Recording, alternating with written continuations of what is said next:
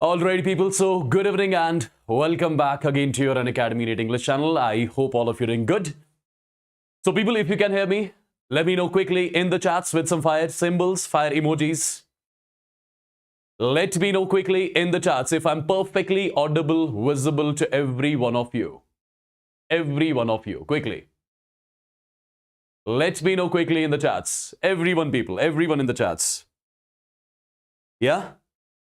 Am I perfectly audible, visible?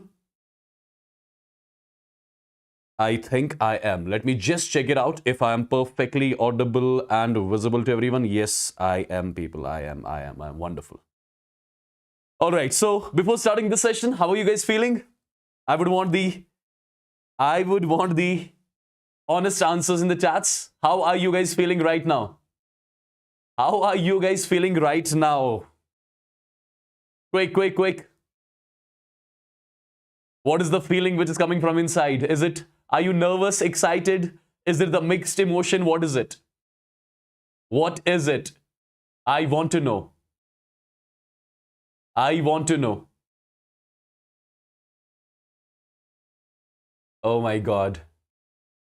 Of course, I'm pretty much sure you'll be anxious right now. Okay? I know you'll be nervous, but my dear students, just one day to go, right? Then 3 hours. It's a game of 3 hours, and I'm sure you are going to kill it for sure. I'm pretty much sure you are going to kill it. Yeah? Perfect. Just be confident, guys. Do not be nervous. Do not be nervous. And a few minutes back, I posted one video. What are the last minute tips which you need to follow? Just please watch that video afterwards so that you'll get the insights, you'll get the idea of what all things you are supposed to follow in these upcoming 24 to 36 hours, right? And before starting this particular session, I wish all of you the luck, right?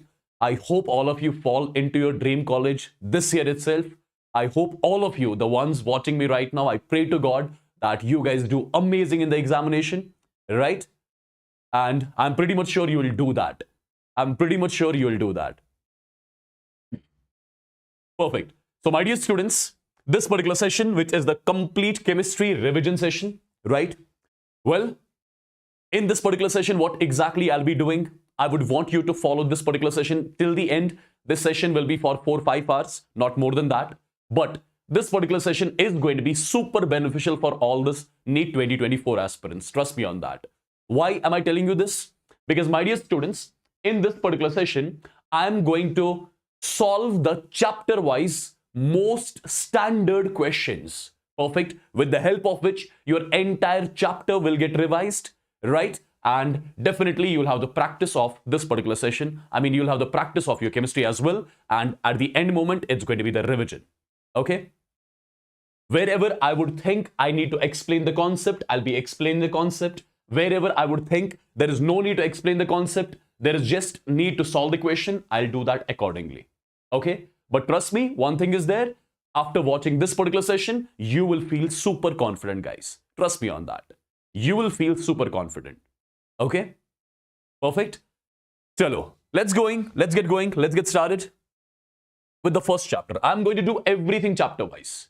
Everything will be done chapter wise. So I'm starting with your first chapter, that is your mole concept. Okay, that is your mole concept. So my dear students, the first question which I have on the screen, one of the standard questions which can be asked from the chapter mole. People, if you look carefully, as per this particular question is concerned, we have got magnesium, and this particular magnesium, it has got three isotopes. One is Mg24, one is Mg25, and one is Mg26. These are the three isotopes of magnesium which are given to me. Number one. Number two, as per the question, the average atomic mass of magnesium is given to me as 24.31 AMU, and at the same time, the percentage abundance of Mg24, it is given to me as 79%. I'm supposed to calculate the percentage abundances of these two isotopes, right? I'm supposed to calculate the percentage abundances of these two isotopes. Now, how exactly am I going to do it? My dear students, you should know that the sum of percentage abundances of all the isotopes of a particular element, that's equal to 100. Okay. Now, people, if the percentage abundance of the first isotope is 79%, that means the percentage abundance of the remaining two isotopes will be 100 minus 79, which comes out to be 21. Okay. And out of 21, I'm assuming that let the percentage abundance of Mg25 be X. So this has to be 21 minus X. Perfect. I believe this particular step is clear to everyone. The percentage abundance of this isotope is 79, right? So that means the percentage abundance of the remaining two isotopes will be 21%, out of which X is for this and 21 minus X is for this. Let me tell you, these percentage abundances we represent with A, B, and C. I would say this is the value of your M1, this is the value of your M2, this is the value of your M3.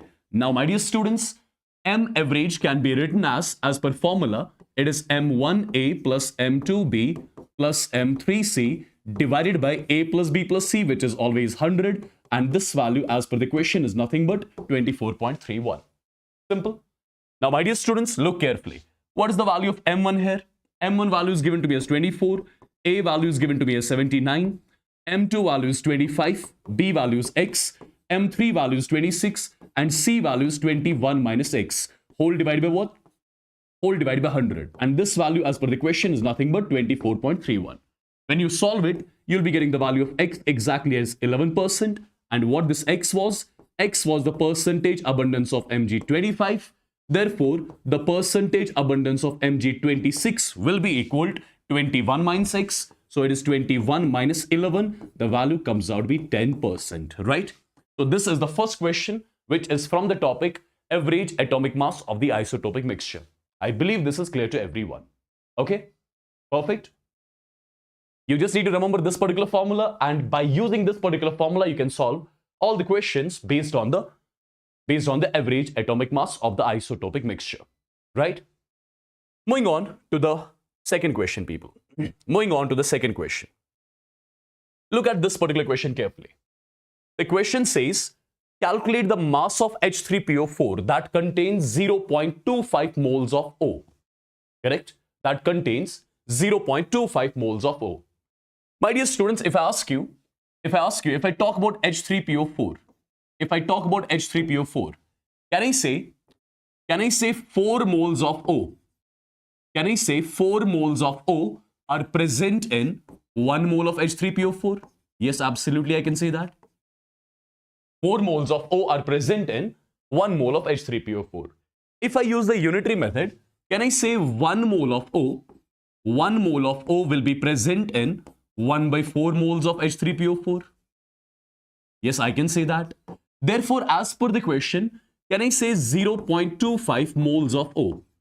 0.25 moles of O will be present in 1 by 4 multiplied by 0.25. The value comes out to be 1 by 16 moles of H3PO4. Correct? If you look carefully, my dear students, what did I calculate over here?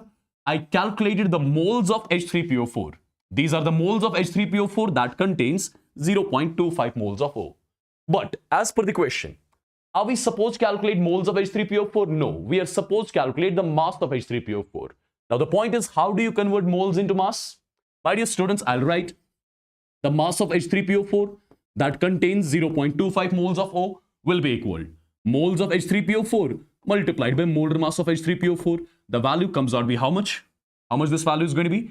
It is going to be 6.125. Is that? It's going to be 6.125. Is that done and dusted? I believe this sort of equation you can easily solve, right? I believe this sort of equation you can easily solve. Perfect. I believe this sort of equation you can easily solve. Correct, people?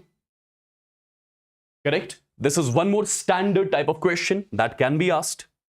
Moving on to one more standard type of the question, people. Moving on to one more standard type of the question. Look at this particular question carefully.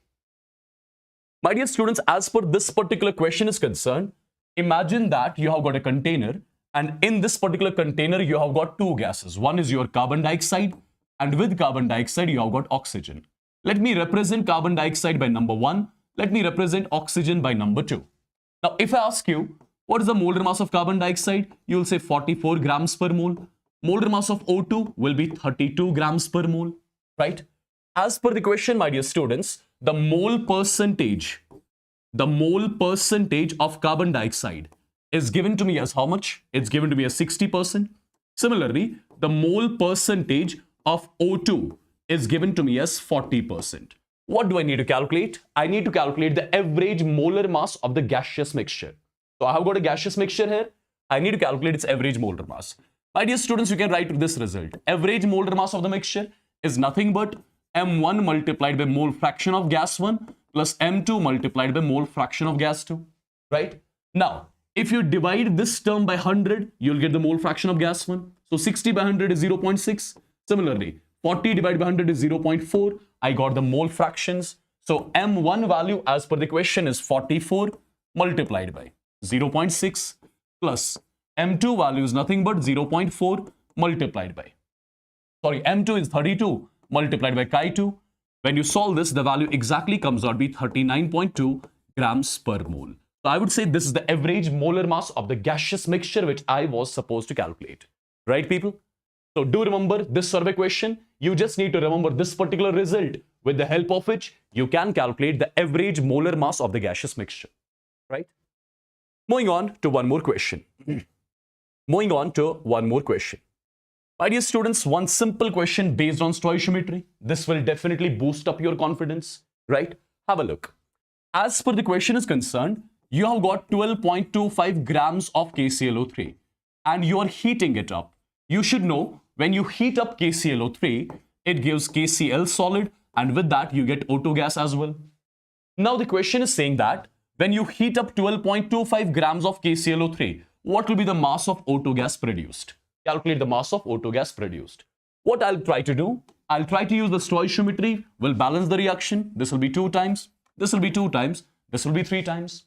Now people, I'll be converting the given quantity into number of moles. So let me calculate number of moles of KClO3, which will be given mass of KClO3 in grams divided by molar mass of KClO3, right, which I'll be expressing in grams per mole. The value comes out to be 0.1. The value comes out to be 0.1. So my dear students, as per the question, I am going to heat up 0.1 moles of KClO3. And when I heat up 0.1 moles of KClO3, we need to calculate the mass of O2 gas produced, right? So just use the stoichiometry. Can I say 2 moles of KClO3, 2 moles of KClO3 upon heating gives 3 moles of O2? Yes. Therefore, 1 mole of KClO3 upon heating should give 3/2 moles of O2. And as per the question, we have to heat up 0.1 moles of KClO3. Therefore, 0.1 mole KClO3 upon heating produces 3/2 multiplied by 0.1. The value comes out to be 0.15 moles of O2. So I got to know these many moles of O2 are produced upon heating 0.1 moles of KClO3. Now, as per the question, am I supposed to calculate moles of O2? No, I'm supposed to calculate mass of O2. How do you convert moles into mass, people? I'll say mass of O2 produced will be equal to moles of O2 produced multiplied by molar mass of O2. The value exactly comes out to be 4.8 grams. So I would say 4.8 grams of O2 are produced upon heating 12.25 grams of KClO3. Or you can say 4.8 grams of O2 are produced upon heating 12.25 grams of KClO3. Right? Again, one simple question. And you did it, right? Again, one simple question and you are done. Perfect. Moving on to one more question. My dear students, look at this particular question. The question based on limiting reagent, right? The question based on limiting reagent. We are given with a reaction, and as per the question is concerned, initially we are starting with 3 moles of NaOH. 3 moles of NaOH. And we are starting with 4 moles of H2SO4. So initially this will be 0. This will be 0 because the reaction has not started yet. I'm talking about initial conditions when the reaction has not started. My dear students, how do you identify which one is the limiting reagent? What you need to do? You need to divide the given moles of reactants by their respective stoichiometry coefficients. So this will be 3 by 2. This will be 3 divided by 2. This will be 4 divided by 1. This value comes out to be 1.5. This value comes out to be 4. Now, which one comes out to be the lesser value? This is the lesser value. The one which gets the lesser value, that's always your limiting reagent. So, in this question, your NaOH is your limiting reagent. Simple. Divide the given moles by the respective stoichiometry coefficients. The one which gets the lesser value, that has to be your limiting reagent for sure. Okay? Again, one simple and basic question this was. Let me move on to one more question. Look at this particular question, people.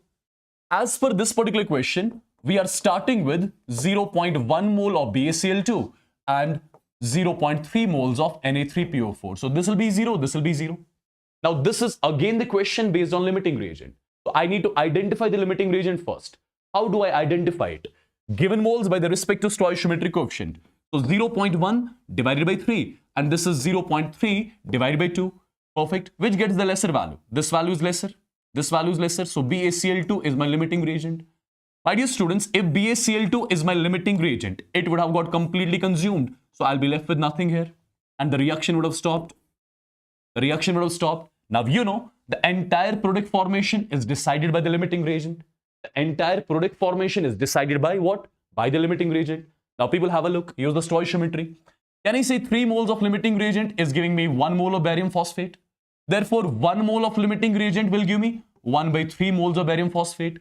So 0.1 moles of limiting reagent will give me these many moles of barium phosphate. So number of moles of barium phosphate which have been produced at the end of the reaction, it is 0.1 divided by 3, right? So whatever is asked. Now, if they ask you about the mass of this, you can multiply the moles by its molar mass. You can get the mass as well, right? Again, it's simple and basic question. Right? Okay. Let me move on to one more question then. Look at this particular question from the topic percentage yield. First of all, if you remember, how do you calculate percentage yield? Percentage yield is calculated by the formula experimental or actual amount divided by expected amount multiplied by what? Multiplied by 100. This is the formula. Which we use to calculate the percentage yield. Now, my dear students, as per the question is concerned, what are we doing? We are heating up calcium carbonate, which leads to the formation of calcium oxide and carbon dioxide. As per the question is concerned, 40 grams of calcium carbonate upon heating produces 20 grams of calcium oxide. This is the question. In the question, it's mentioned that 40 grams of calcium carbonate upon heating produces 20 grams of calcium oxide. So this is something which has been observed in the lab. This is something which has been observed experimentally. So my experimental amount here is how much? It is 20 grams. Now what do I need? I need the expected amount. Let me tell you, expected amount we calculate with the help of what? Expected amount we calculate with the help of stoichiometry. Okay. Now I'll be using the stoichiometry. What is the mass of 1 mole of calcium carbonate? It is 100 grams. What is the mass of 1 mole of calcium oxide? It is 56 grams. So can I say 100 grams of calcium carbonate upon heating should give 56 grams of calcium oxide? as per stoichiometry. Therefore, 1 gram of calcium carbonate upon heating should produce 56 divided by 100 grams of calcium oxide. Yes. Therefore, I would say 40 grams of calcium carbonate upon heating should produce 56 divided by 100 multiplied by 40 grams of calcium oxide. When you solve this particular term, the value comes out to be 22.4 grams. So I would say with the help of stoichiometry, I got to know that 22.4 grams of calcium oxide should have got formed. So this amount is something which I call as expected amount. So since you got experimental as well as expected, so I'll be calculating the yield of the reaction. Experimental is 20, expected is 22.4 multiplied by 100. So solve this, you'll be getting the exact percentage yield of the reaction. Right? Again, one simple and basic question this was. Perfect, guys. Again, one simple and basic question this was. Now, look at this particular question from your basics, empirical molecular formula, which will be your favorite topic, I believe that. Right? My dear students, as per this particular question, we have got a compound that contains potassium, that contains chromium, that contains oxygen. Right? So we have got a compound that contains potassium, chromium, oxygen. Their percentage, their mass percentage are given to us. Their mass percentage are given to us. What are we supposed to calculate? We are supposed to calculate empirical formula. There is a simple rule which you need to follow here. One simple rule which you need to follow. What you need to do is, you know the atomic mass of potassium is 39, atomic mass of chromium that is 52, atomic mass of oxygen that is 16. What you simply need to do, divide the given mass percentage by their respective atomic weights, right? So 26.6 divided by 39, that comes out to be 0.68. This divided by this comes out to be 0.68. This divided by this comes out to be 2.38, right? So what did we get over here? We call this as atomic ratio. We call this as atomic ratio.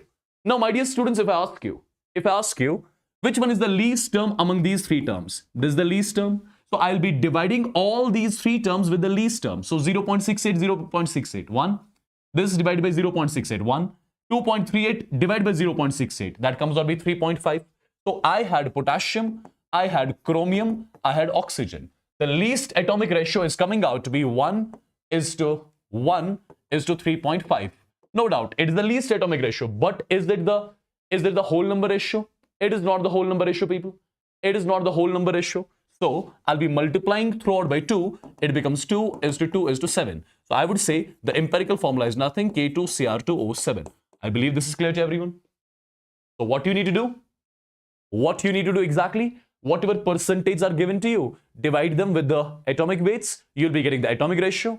The one which is the least, divide all the things with the least number. You'll be getting the least atomic ratio. Accordingly, you'll be getting the empirical formula of the compound. Right? Perfect. Perfect, guys. I believe this is clear. I believe this is clear. All right. Let me move on to the chapter Redox Reactions. Let me move on to the chapter Redox Reactions. Guys, it's going to be a quick revision. I told you I'm going to show you all the standard questions which can be asked in the upcoming exam. Okay? Right? Perfect. Moving on to the first question in the redox. What exactly you're supposed to calculate and how exactly you're going to solve this.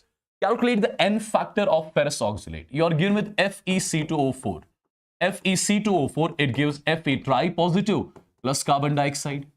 My dear students, if I ask you, what is the oxidation state of iron here? Plus 2. Oxidation state of carbon here? Plus 3. Oxidation state of iron here? Plus 3. Oxidation state of carbon here? That is plus 4. Right? Now, oxidation state of iron is increasing from plus 2 to plus 3. Oxidation state of carbon is also increasing from plus 3 to plus 4. Now, how do you calculate the N factor of the species in which the oxidation state of more than one element either simultaneously increases or simultaneously decreases? How do you calculate it? It's going to be N1 plus N2. Now, people, what is N1 and what is N2? Check it out. Plus 2 to plus 3. What is the change in the oxidation state? Final minus initial. The value comes out to be 1, right? 1 is the change for one atom. So I would say N1 value here I got to know as 1. Similarly, carbon, plus 3 to plus 4. Plus 3 to plus 4, calculate the change. Final minus initial. The value comes out to be 1. 1 is the change for one atom, but I have 2 atoms of carbon. So N2 value comes out to be 3. Sorry, N2 value comes out to be 2. So N1 plus N2, it comes out to be 3 over here. right? So therefore, if you got the n factor of ferrous oxalate, you can calculate its equivalent mass. Equivalent mass of ferrous oxalate will be molar mass of ferrous oxalate divided by n factor of ferrous oxalate divided by n factor of ferrous oxalate. So anything can be asked, either n factor directly or equivalent mass. Yeah, either n factor directly or equivalent mass. I believe this sort of a question you will easily solve when it comes to your examination. My dear students, you are given with the reaction. The reaction is your Br2. It gives BrO3 negative plus what? Plus Br negative. Plus Br negative. Okay. Now, if you look at the oxidation state of bromine here, it is 0. Oxidation state of bromine here plus 5. Oxidation state of bromine here is minus 1. Now, 0 to plus 5 means increase in the oxidation state. 0 to minus 1 means decrease in the oxidation state. So, you know, when the oxidation state of same element, simultaneously increases as well as decreases, we say that particular species undergoes disproportionation. So, this Br2 here undergoes disproportionation. And whenever a species undergoes disproportionation, how do we calculate its n factor? It's n1, n2 divided by n1 plus n2. So I just need to get the value of n1 and n2. Now check it out. 0 to plus 5, change in the oxidation state. Final minus initial. The value is 5. 5 is the change for one atom, but I have 2. So 5 2s are 10. So n1 value is 10. Similarly, 0 to minus 1, change in the oxidation state. Final minus initial. The value is 1. 1 is the change for one atom, but I have 2. So n2 value here is 2. Now, my dear students, use the formula n1 multiplied by n2 divided by n1 plus n2. So it's nothing but 20 divided by 12. So it is 5 divided by 3. So 5 divided by 3 is going to be the n factor of Br2 in this particular reaction. So remember it. Yeah. Whenever you need to calculate the n factor of the species which undergoes disproportionation, how do you calculate its n factor? It's n1, n2 divided by n1 plus n2. And if you got the n factor, you can easily calculate their equivalent mass. Molar mass divided by n factor. That's all. Simple, right? Simple, people. Just have an eye on different variety of the questions which I have here. Have an eye on different variety of the questions which I have here. This particular question, it has been asked in 3 examinations. NEET 2018, AIEEE 2013, JEE Mains 2021. Right? Perfect. Have a look, people. You are given with a reaction. The reaction is like this. MnO4 negative plus what? Plus C2O4 di negative. In acidic medium, it gives Mn di positive plus carbon dioxide. This is your reaction. Well, I need to balance this reaction in acidic medium. Now, the point is, how do I balance it? First of all, my dear students, I'll get the n factors of reactants here. Oxidation state of manganese here is plus 7. Oxidation state of manganese here is plus 2. Plus 7 to plus 2. Change in the oxidation state is 5. So, its n factor is 5. Oxalate. Carbon is in plus 3 oxidation state. Here it is in plus 4. Plus 3 to plus 4. Change is 1. 1 is the change for one atom. I have 2. So its n factor is 2. Now, since I got the n factors of the reactants, what I need to do now is I'll crisscross these n factors. I'll make this 2 coefficient here. I'll make this 5 coefficient here. Right? I've crisscrossed the n factors.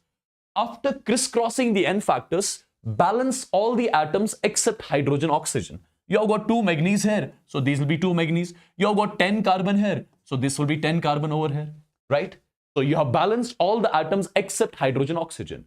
Now, my dear students, in acidic medium, you are going to balance oxygen with the help of water. So how many oxygens do we have on left side? 2 4s are 8, 5 4s are 20. So 8 plus 20 makes it 28. On right side, you have got 10 2s are 20 oxygen. So which side is oxygen deficient? I would say right side is oxygen deficient. How much oxygen deficiency is there? 8 oxygen deficiency is there. So add 8 number of water molecules on this side to balance the oxygen. So oxygen is balanced. Now it is the time to balance hydrogen. On right side, you have got 16 hydrogens. On left side, there is no hydrogen. So left side is hydrogen deficient. So in order to balance hydrogens, I'll add 16 H positives. Now accordingly, you can choose your answer. So what you need to do, people, get the n factors of the reactants, crisscross them, balance all the atoms except hydrogen, oxygen, right? Then balance oxygen with the help of water. At the end, balance hydrogen with the help of H positives. Okay? Perfectly done. Moving on to one more question. Look at this particular question, guys. Have a look. as per this particular question is concerned, you are making K2Cr2O7. You are making K2Cr2O7 to react with what? To react with your sodium oxalate. To react with your sodium oxalate. In which medium? In acidic medium. Now, first of all, let me tell you N factor of K2Cr2O7, right? It is 6 in acidic medium. Remember it directly, right? Similarly, N factor of sodium oxalate over here will be equal to 2. So I know the N factors of both, first of all. I know the N factors of both. Now, my dear students, as per the question, molarity of K2Cr2O7 is given to me. I need to calculate its volume. Similarly, molarity of sodium oxalate must be given to me 0.3 and its volume is also given to me as 50 ml. So what is the first thing which I'll be doing? I'll be calculating their normalities. How do you get the normalities? Molarity multiplied by N factor. That gives me the normality. So normality of the first one is how much? 6 into 0.2, that comes out to be 1.2. Normality of the second one here is molarity multiplied by N factor. The value comes out to be 0.6, right? So you got what? What did you get? What did you get here? You got the normalities of both the solutions. Since you got the normalities of both the solutions, you'll use the equivalent concept, people. You can say milli-equivalence of K2Cr2O7 reacted has to be equal to milli-equivalence of potassium oxalate.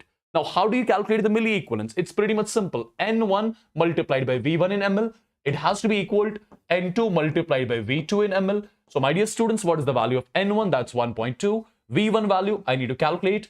N2 value, that is 0.6. V2 value is 50, right? So V1 comes out to be nothing but 25 ml.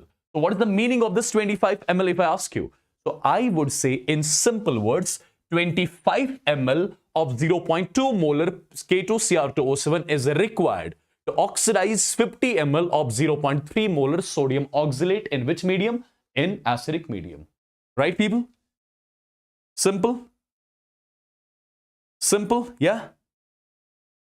Is it clear? Is it clear? Is it clear quickly? Quickly, people, is it clear?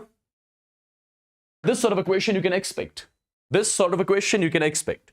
Moving ahead to one more question. Moving ahead to one more question, people. Moving ahead to one more question. Moving ahead to one more question. Just a second. I'll show you the similar type of the question because I'm thinking that this sort of a question will come in your examination. Okay? People, as per this particular question, your KMnO4 is reacting with what? It is reacting with FeSO4. Let me first of all get their N factors. N factor of KMnO4 in acidic medium is 5. And here, KMnO4 converts Fe di-positive into Fe tri-positive, due to which its N factor is 1. Right? Due to which its N factor is 1. Now, as per the question, molarity of KMnO4 is given as 0.1. Volume of KMnO4 is to be calculated. Molarity of FeSO4 is given to me as 0.2. Volume of FeSO4 is given to me as 100 ml. So what is the first thing which I'll be doing here? I told you a few minutes back only. I'll be getting the normality of the first one. Normality is molarity multiplied by N factor. So this multiplied by this is 0.5. Normality of the second one is this multiplied by this. The value is 0.2. Again, I'll be using the equivalent concept. Again, I'll be using the equivalent concept. And as per equivalent concept is concerned, I'll say milli-equivalence of first reacted has to be equal to the milli-equivalence of second reacted. Now, the point is, how do you get the milli-equivalence? Normality of first multiplied by volume of 1 in ml is equal to normality of second multiplied by volume of second in ml. What is the normality of first? 0.5. Volume of first needs to be calculated. Normality of second is 0.2. Volume of second is 100. So V1 from here comes out to be what? It comes out to be 40 ml. So what is the meaning of this 40 ml over here? So I would say 40 ml of 0.1 molar KMnO4 is required to oxidize 100 ml of 0.2 molar FeSO4 in which medium? In acidic medium. Correct, people? I believe I'm clear to everyone. I believe I'm clear to everyone. Quick. Quick. Is it clear? Quick, guys. Yeah?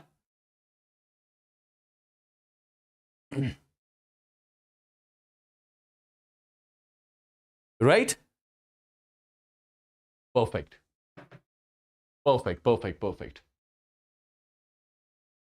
I'm moving on to one more question. From the chapter Atomic Structure. Guys, in the Redox, expect 3 types of questions. Question on oxidation state, question on equivalent mass, question on balancing, and question on redox. I mean the equivalent concept, right? 4 types of the question can be asked, out of which anything can be asked. Okay? Perfect. Moving on to the atomic structure, one simple and basic question. I'm starting with calculate the energy of 100 photons in joules. So energy associated with n number of photons, you know that is hc, n times hc divided by lambda, right? So E is equal to, what is n value? N value is 100. H multiplied by C value is nothing but 12400 electron volt angstrom divided by, what is lambda? Lambda is 2000 angstrom. So angstrom gets cancelled out, right? So 000 and this 000 gets cancelled out. Perfect. You can get the value of energy here. You can get the value of energy associated with 100 photons. But this value will come out to be in electron volts. What do I need? I need the value to be in joules. You should know it. 1 electron volt is nothing but 1.6 into 10 raised power minus 19 joules. So whatever value you get from here, at the end, you'll be multiplying that value by 1.6 into 10 raised power minus 19. Then only the value comes out to be in joules. Correct? So do remember this particular thing as well. One simple and basic question, again this is. Okay? One simple and basic question, again this is. Correct, people? I believe it's clear. I believe it's clear. Okay? I'm moving on to one more question. I'm moving on to one more question. Look at this one, guys. Again, one simple question. I believe you can easily solve this one too. The question is how many photons are emitted per second? Number of photons emitted per second, n by t, which is also what you call as the rate of emission of photons, right? N by t is also what you call as rate of emission of photons. How many photons are emitted per second by a 5 milliwatt laser? So we have got the laser whose power is 5 into 10 raised power minus 3 watt. Perfect. Operating at 620 nanometer. Operating at 620 nanometer. My dear students, you know power is nothing but its energy emitted divided by time. Energy is nothing but NHC divided by lambda. And this is T here. What do I need to calculate? I need to get the value of N by T. So I would say N by T is nothing but it is P multiplied by lambda divided by H multiplied by C. What is the value of P here? P is 5 into 10 raised power minus 3. Lambda value, that is 620, but it's in nanometers. So I'm converting it into meters because I used the value of power as per SI system. So I would need all the terms as per SI system here. H value, you know, 6.6 into 10 raised power minus 34 joules second. C is 3 into 10 raised power 8 meter per second. It is a matter of calculation here. This might take a bit of time, but you'll be getting the number of photons emitted per second. N by T value you'll be getting after solving this equation. Okay? Right?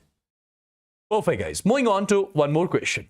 Look at this particular question, guys. Look at this particular question.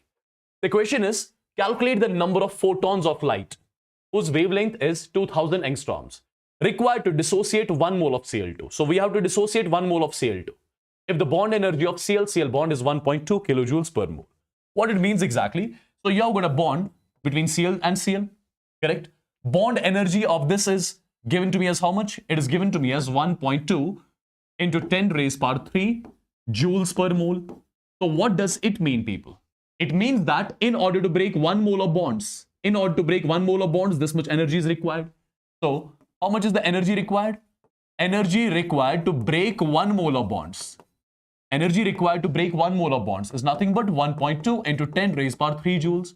Assume that this much of energy I'm supplying in the form of n number of photons, right? So energy carried by n number of photons will be n times hc by lambda, right? N times hc by lambda. So I can equate this term with n times hc divided by lambda. So I got one equation here. 1.2 into 10 raised power 3 is equal to n value I need to calculate. H multiplied by C. H is your 6.6 into 10 raised power minus 34. C value is nothing but 3 into 10 raised power 8 meter per second divided by lambda value must be given to me. That is 2000 angstroms. So into 10 raised power minus 10 meters. So from this particular equation, you can easily get to know the number of photons which are required to break 1 mole of these bonds over here, right? I hope you got to know the procedure of solving this question. So from this particular equation, you just need to get the n value, right? Perfect, people? Perfect. I'm moving on to one more question. I'm moving on to one more question. Look at this very simple and basic question. The question is calculate the radius ratio of second orbit of He positive, second orbit of He positive and third orbit of Be tri positive. Correct? So first of all, if I ask you, what is the atomic number of He positive? It's 2. What is the atomic number of Be tri positive? Hydrogen, helium, lithium, beryllium. So it's 4, right? They are talking about the second orbit here. And they are talking about the third orbit here. Right? Third orbit here. What do we need to calculate? The radius ratio of these two. So R1 divided by R2. You know, radius of your nth Bohr's orbit, right? It's equal to R0 n square divided by Z. So I can say R1 divided by R2 will be nothing but N1 square divided by N2 square. This is going to be Z2 and this is going to be Z1. So N1 ka square is nothing but 2 ka square 4 divided by N2 square 3 ka square 9. Z2 is your 4 and Z1 is 2. The value comes out to be 16 divided by 18. The value comes out to be 8 to 9. So 8:9 is the ratio over here which I was supposed to calculate, right? One simple basic equation which you would have solved many a times in your physics as well. And I believe it is perfectly clear to everyone. Yeah? I believe it's perfectly clear to everyone. Moving on to one more question, guys. You know, velocity of the electron in the nth Bohr's orbit is equal to V0 multiplied by Z by N. V0 multiplied by Z by N, where Z is the atomic number and is the shell number in which electron is moving. Now, my dear students, as per this question is concerned, we are given with, first of all, the hydrogen atom, and at the same time, we are given with Li di positive. First of all, if I ask you, what is their atomic number? Atomic number of hydrogen here is 1. Atomic number of lithium, hydrogen, helium, lithium, it is 3. Which shell number we are talking about in case of hydrogen? If the velocity of electron in the first orbit, if the velocity of the electron in the first orbit of hydrogen is V, what will be the velocity of in the third orbit?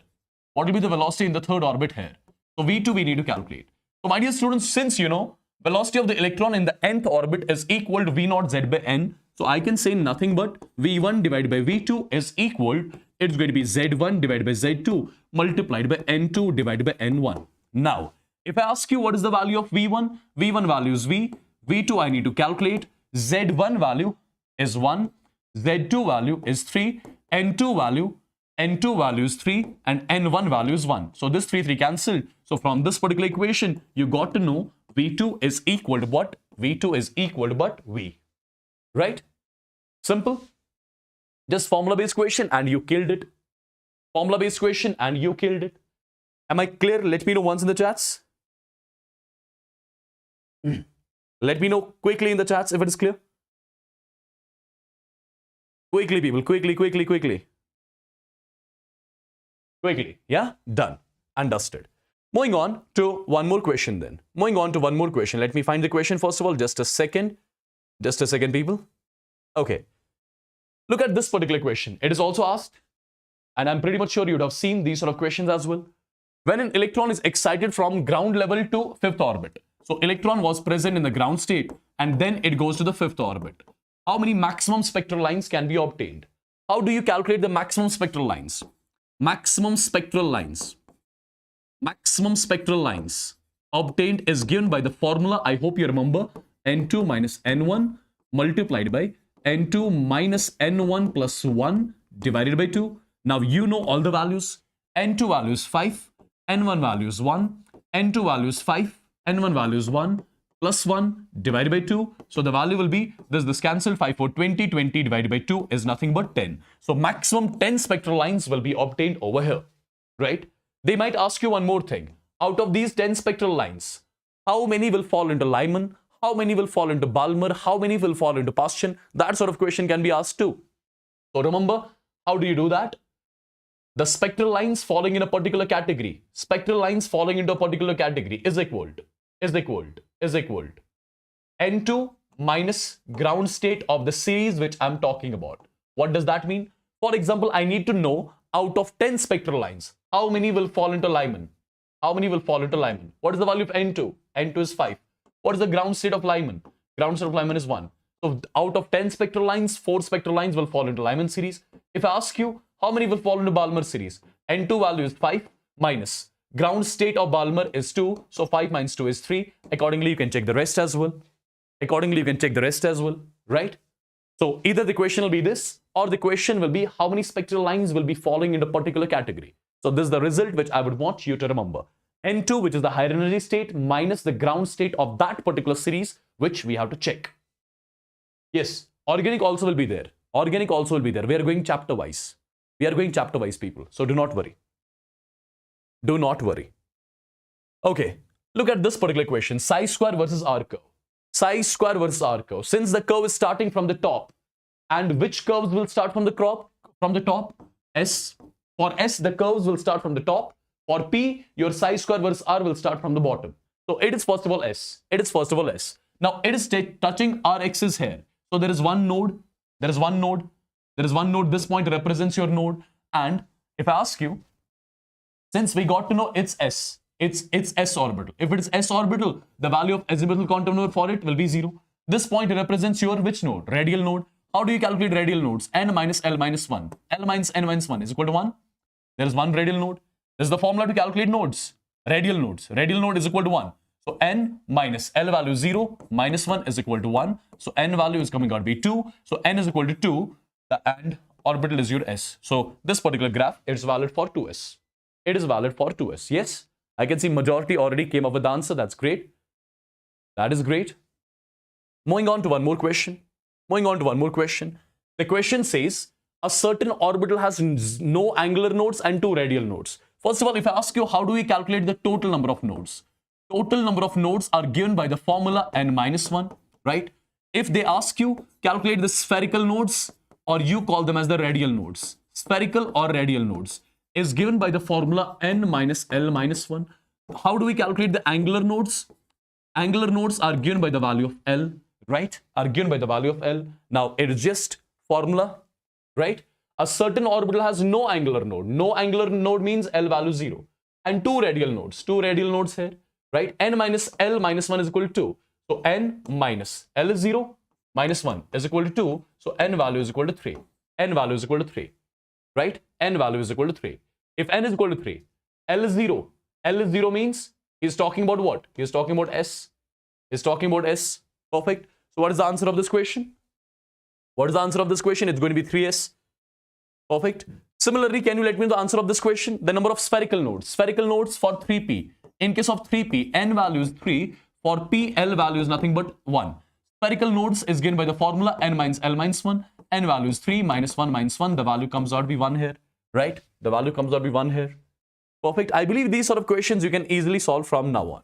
Let's move on to the chapter chemical bonding. Let's move on to the chapter chemical bonding, right? Let's see what kind of the questions can be mostly asked in the upcoming examination. With the help of which you will revise the entire chapter 2. Now you have to be careful and tell me the answer, right? Tell me the answer of this question. You need not pen and paper to solve these questions.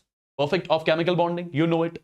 So these are going to be your easy kill questions, and let me tell you, minimum 3 to 4 questions will be asked from the chapter bonding. Quickly, people, which of the following is electron deficient? It's BCl3 because it contains only 6 electrons in its valence shell, right? It is BCl3, done and dusted. Done and dusted. My dear students, 4 species we are given with, we have to arrange them on the base of what? On the base of increasing covalent character. So you'll use the Fajan's rules, right? So this is Na positive, this is Rb positive, this is Mg di positive, this is Al tri positive. Now, first of all, more the charge on cation, right? More the charge on cation, more is going to be its polarizing power.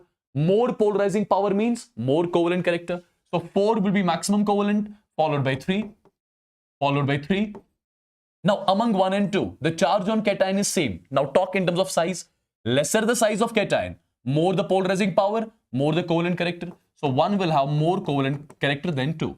So, this is the increasing order of the covalent character over here, which I believe you can choose easily now.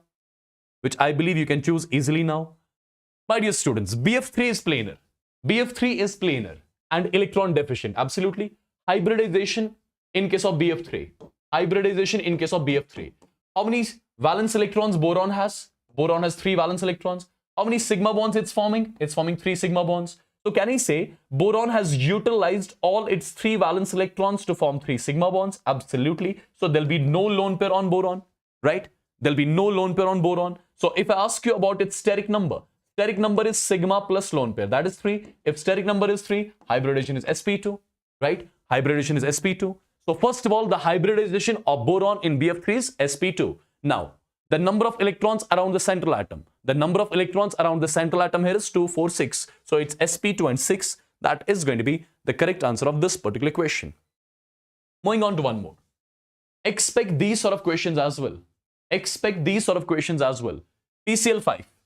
If I ask you the type of the molecule PCl5, it is AB5L0. I hope you remember when it comes to your VSCPR. In VSCPR, you check the type of the molecule. SF6, the type of the molecule is going to be AB6L0. BRF5, the type of the molecule is going to be AB5L1. BF3, the type of the molecule is going to be AB3L0. Now, people, what is the answer of the question?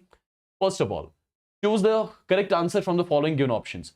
AB5L0, AB5L0 means trigonal bipyramidal. So PCl5, you can match with trigonal bipyramidal. So A with 4, A with 4. So either option 1 or option 4. See, second is same here. Third, you have to check. BRF5.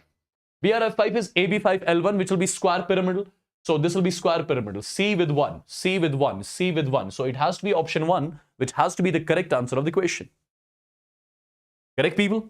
Now, moving on to one more question. Which of the following pairs of compounds is isoelectronic and isostructural?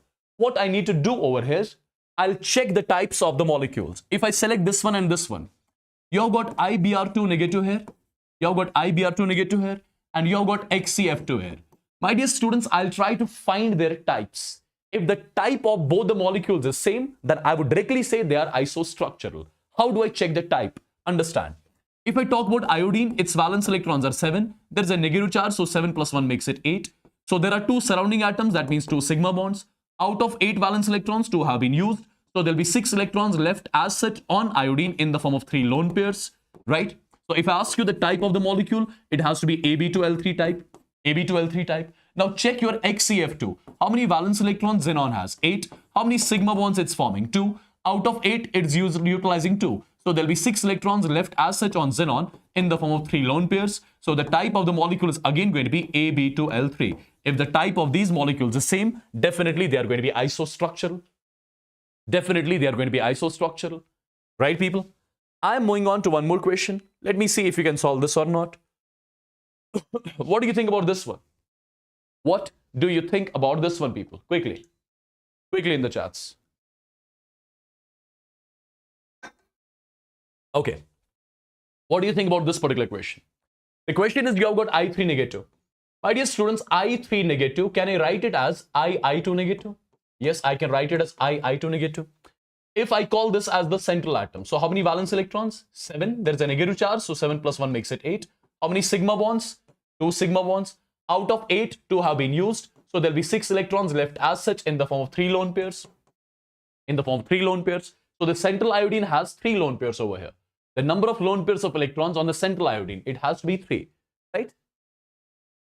Again, one simple basic question this was. Perfect. Now, correct order of dipole moment. In chemistry, the direction of dipole moment is from less electronegative to more electronegative. Or you can say from positive to negative. Now, CH3, it's donating in nature, electron donating. So it will have positive, this will get negative. So this is the bond moment. Similarly, positive to negative, right? This is the moment, right? Equal and opposite. So net is 0. Similarly, this is positive, this is negative because it's donating. So positive to negative. Similarly, this is going to be positive to negative. Now, one vector is pointing downwards. One vector is going this way, right? What is the angle here? Angle will be 120. Perfect. Similarly, positive to negative in this way, positive to negative in this way. One vector is going downwards, one vector is going in this way. So theta over here is 60. So lesser the angle between the two vectors, more is going to be the resultant. So I'll say 3 will have more than 2 will have 1. This is the order of the dipole moment, correct? Right, people? Right? It's going to be 3 to 1, which is the answer of the question. Perfect. Now, there will be questions which will be based on bond order as well. I would want you guys to remember one simple trick. Whenever you see a 14 electron species, its bond order is 3. 15 electron species, its bond order is 2.5. 16 electron species will have the bond order of 2. 17 electron species will have the bond order of 1.5. 18 electron species will have the bond order of 1. 13 electron species will have the bond order of 2.5. 12 electron species will have the bond order of 2. 11 electron species, 1.5. 10 electron species will have the bond order of 1. Correct? Now arrange them. First of all, you are given with O2. O2 is a 16 electron species, so this is O2 here. O2 negative means 17 electron species, this O2 negative. O2 di-negative means 18 electron species, so this O2 di-negative. O2 positive means 15 electron species, this is O2 positive. Now arrange them on the basis of their bond orders. You're done, you're sorted, right? You're sorted. And do remember, when it comes to your bond order is directly proportional to bond dissociation energy, which is directly proportional to what? Which is directly proportional to stability, which is inversely proportional to bond length. Anything can be asked out of these. Anything can be asked out of these, right? Anything can be asked out of these. Anything can be asked out of these. Okay, moving on to the chapter Thermodynamics. Let's have a look on the standard types of the questions that can be asked from the chapter Thermodynamics. My dear students, the first question, which is over here. What is it? A system expands from 5 liters to 10 liters. System means ideal gas. As per the question, initial volume of the gas is 5 liters. Final volume of the gas is 10 liters. The system is expanding against constant external pressure. Constant external pressure means process is irreversible. The process is irreversible. During the expansion, system absorbs heat. When system absorbs heat, Q value is taken to be positive, which is plus 800 joules. What am I supposed to calculate? Calculate the value of delta U. You'll simply use first law. Delta U is equal to Q plus W. Delta U is equal to Q plus W. Now, my dear students, what am I supposed to calculate? I'm supposed to calculate delta U. Q value, I already know. Now, I just need to know the value of W. Since the process is irreversible, how do we calculate W in case of irreversible processes? Minus P external V2 minus V1.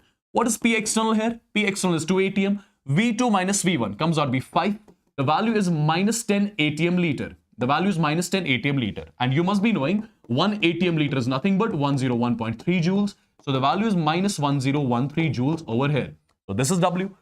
So W I know, Q I know. So delta U has to be equal. Q is 800. W is how much? Minus 1013. The value comes out to be minus 213 joules. So this is the value of delta U. With the help of what? With the help of your first law of thermodynamics. Am I clear with this? Am I clear with this quickly? Am I clear with this, people?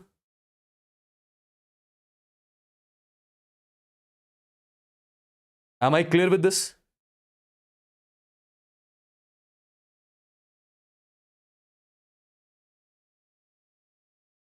Yes?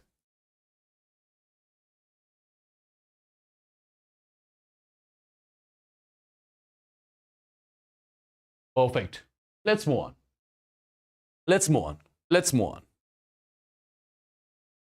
Let's move on, guys. Look at this particular question. Look at this particular question.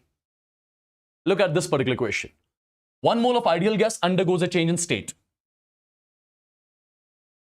When this gas is present at its initial state, its state parameters are 2 atm, 3 liters. 3 liters, right? Now the gas is undergoing a change in state. Now the gas is undergoing a change in state. When the gas reaches the final state, so this is going to be 2 atm, 7 liters. Perfect. So what is happening basically? Understand. When the gas is undergoing change in state, pressure is remaining the same, but volume is changing, right?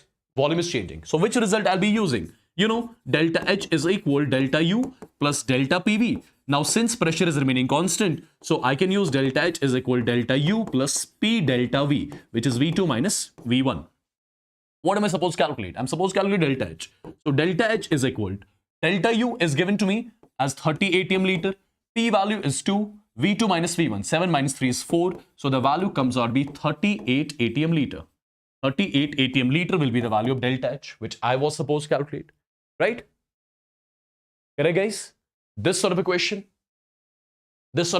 you can easily solve, I believe. Just remember the result. You're done, you're sorted. You're done, you're sorted with this. Okay, look at this question, guys. 5 moles of N2H4 undergoes complete decomposition at 27 degrees centigrade. Determine the work done in calories. How do we calculate work done in such kind of cases? It is W is equal to minus delta NGRT. So first of all, what is the delta NG for the reaction? Number of moles of gaseous products, which is 4 plus 1, 5. Minus number of moles of gaseous reactant, which is 0. So delta Ng is 5 for the reaction. Okay. So W is equal to minus delta Ng is 5. R value in calories is 2. Temperature is given to me as 27 degrees centigrade. That means 300 Kelvin. So the value comes out to be minus 3000 calories. If I ask you, is it the answer of the question? This is not the answer of the question. My dear students, this is the value of W when 3 moles of N2H4 undergoes decomposition here. What is the value of W? The value of W is minus 3000 calories. So for 1 mole of N2H4, what is the value of W? It is minus 3000 divided by 3 calories. Similarly, I can say for 5 moles of N2H4. For 5 moles of N2H4, what is the value of W? It is minus 3000 divided by 3 multiplied by 5. The value is going to be minus how much? Minus 5000. It's going to be minus 5000 calories. So this is the value of W over here, which I was supposed to calculate. I believe it's again clear. Right? So people, I'm moving on to one more question. Let's have a look on this particular question. Again, one standard question this is. Calculate Q, W, delta U and delta H when 2 moles of ideal gas. When 2 moles of ideal gas are expanded reversibly and isothermally from initial pressure as 10 atm and final pressure over here as how much? It is 5 atm, right? And temperature of the gas is given to me as 300 Kelvin. The process is reversible and isothermal. First of all, you should know one thing. You should remember it from now onwards. Whenever the ideal gas undergoes isothermal process, delta U as well as delta H, both the values will be 0. Now, if delta U is 0, that means Q plus W will be 0. So Q has to be equal to what? Minus W. Q has to be equal to minus W. Now, how do we calculate work done in reversible isothermal process? It is minus 2.303, or let me write it like this, minus nRT, and it's going to be ln of P1 divided by P2. This is the expression with the help of which you calculate work done in reversible isothermal processes. People, if I ask you, what is the value of N? N value is 2, right? R value, what do we have to calculate? We have to calculate everything in calories. So R value is equal to 2, temperature is 300 Kelvin, ln of P1 by P2. 10 by 5 is 2, so ln of 2 is given to me as 0.7. When you solve this, the value comes out to be minus 840 calories. So W is equal to minus 840. Therefore, Q will be equal to plus 840 calories over here, right? So these were the 4 things which I was supposed to calculate, and I'm done. Remember, whenever the ideal gas undergoes isothermal process, it's delta U as well as delta H. Both are taken as 0. So remember this particular scenario as well. All right, look at this particular question, guys. The question is 1 mole of monoatomic. If the gas is monoatomic, CV is 3 by 2R. CP is what? CP is 5 by 2R. 1 mole of monoatomic gas expands adiabatically at initial temperature, capital T. Initial temperature is capital T. Against a constant external pressure. If external pressure is constant, that means the process is irreversible. From 1 liter to 2 liters. Initial volume of the gas is 1 liter. Final volume of the gas is 2 liters. Calculate the final temperature T2 of the gas. Correct? How exactly am I going to solve this question? Well, this was asked long back in your JEE mains as well, right? When it used to be IIEEE examination. Now, people, look carefully. As per this particular question, the process is irreversible adiabatic. How do we calculate final temperature of the gas when the gas undergoes irreversible adiabatic process? My dear students, I'll simply use the first law. You know, delta U is equal to Q plus W. Q is 0. So delta is equal to W. Now this W irreversible. Delta U for the ideal gas is nothing but NCV T2 minus T1. W irreversible is nothing but minus P external V2 minus V1. So N value is 1. CV value is 3 by 2R. T2 I need to calculate. Initial temperature is capital T. T1 value is T. Minus P external is 1. V2 is 2. V1 is 1. So when you calculate T2 from here, T2 will be equal to capital T minus 2 divided by 3R. Right? This is the final temperature of the gas. Capital T minus 2 by 3R. I believe it's clear. To everyone. Okay. I believe it's clear to everyone. All right. This is one more type of the question which is asked frequently. We are given with a chemical reaction whose delta H is given. Delta S is also given as 2 times T. Minimum temperature at which it will be spontaneous. Now you should know, for the process to be spontaneous, delta G for the system at constant pressure and temperature should be negative. Then only we say the process is spontaneous. Now, my dear students, what is delta G? Delta G is nothing. It is delta H minus T delta S. This value has to be negative. Delta H, as per the question, is 80,000 joules minus T. Delta S is 2T joules per Kelvin. This has to be less than 0. I would say 80,000 minus 2T square is less than 0. So I would say 80,000 is less than 2T square. Or if I reverse it, I'll say 2T square has to be greater than 80,000. So T square has to be greater than 40,000. So temperature has to be greater than 200 Kelvin, right? Perfect. Temperature has to be greater than 200 Kelvin. I believe this is clear. This is how you're going to solve this sort of a question as well. And this is repeatedly asked. This particular question, this sort of a question is repeatedly asked in your examination. Okay? All right. The correct thermodynamic condition for the spontaneous reaction. The correct thermodynamic condition for the spontaneous reaction. What is going to be the answer? You tell me. For the process to be spontaneous, delta G for the system at constant pressure and temperature, it has to be what? It has to be negative. So delta H minus T delta S, it has to be negative. So when this value will come out to be negative, this value will come out to be negative, this value will come out to be negative. When delta H is negative, delta S is positive. So for all such processes whose delta H is negative, delta S is positive, for them, I would say delta G value will be always negative and the process will be always spontaneous. The process will be always spontaneous. So delta G has to be less than 0. Delta S has to be greater than 0. Correct? Again simple. Again simple question. Again simple question. Okay, again simple question. Now, moving ahead. Moving ahead. Talking about your chemical equilibrium. Let's have a look on the standard types of the questions which are from the chapter chemical equilibrium. I hope all of the things are clear till here. I hope all of the things are clear till here.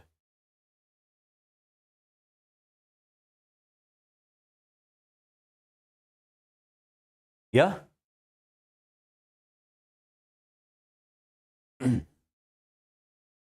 Right, guys? Everything clear till here? Can you let me know in the chats if all the things are clear till here? Quickly.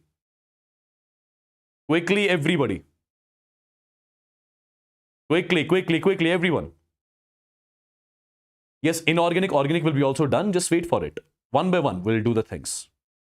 One by one, we are going to do the things, okay? Just wait. Just tell me in the chats whether all the things are clear till here or not. I think yes. I think yes, yeah? I think I can turn the lights on now. I hope you can see me now. Someone is saying, please teach slow. Right now, I cannot teach slow. We cannot do that. We cannot do that. This session is not only for physical chemistry. Everything will be done. Physical, organic, as well as inorganic. Okay. Now, people, let's start with the chemical equilibrium.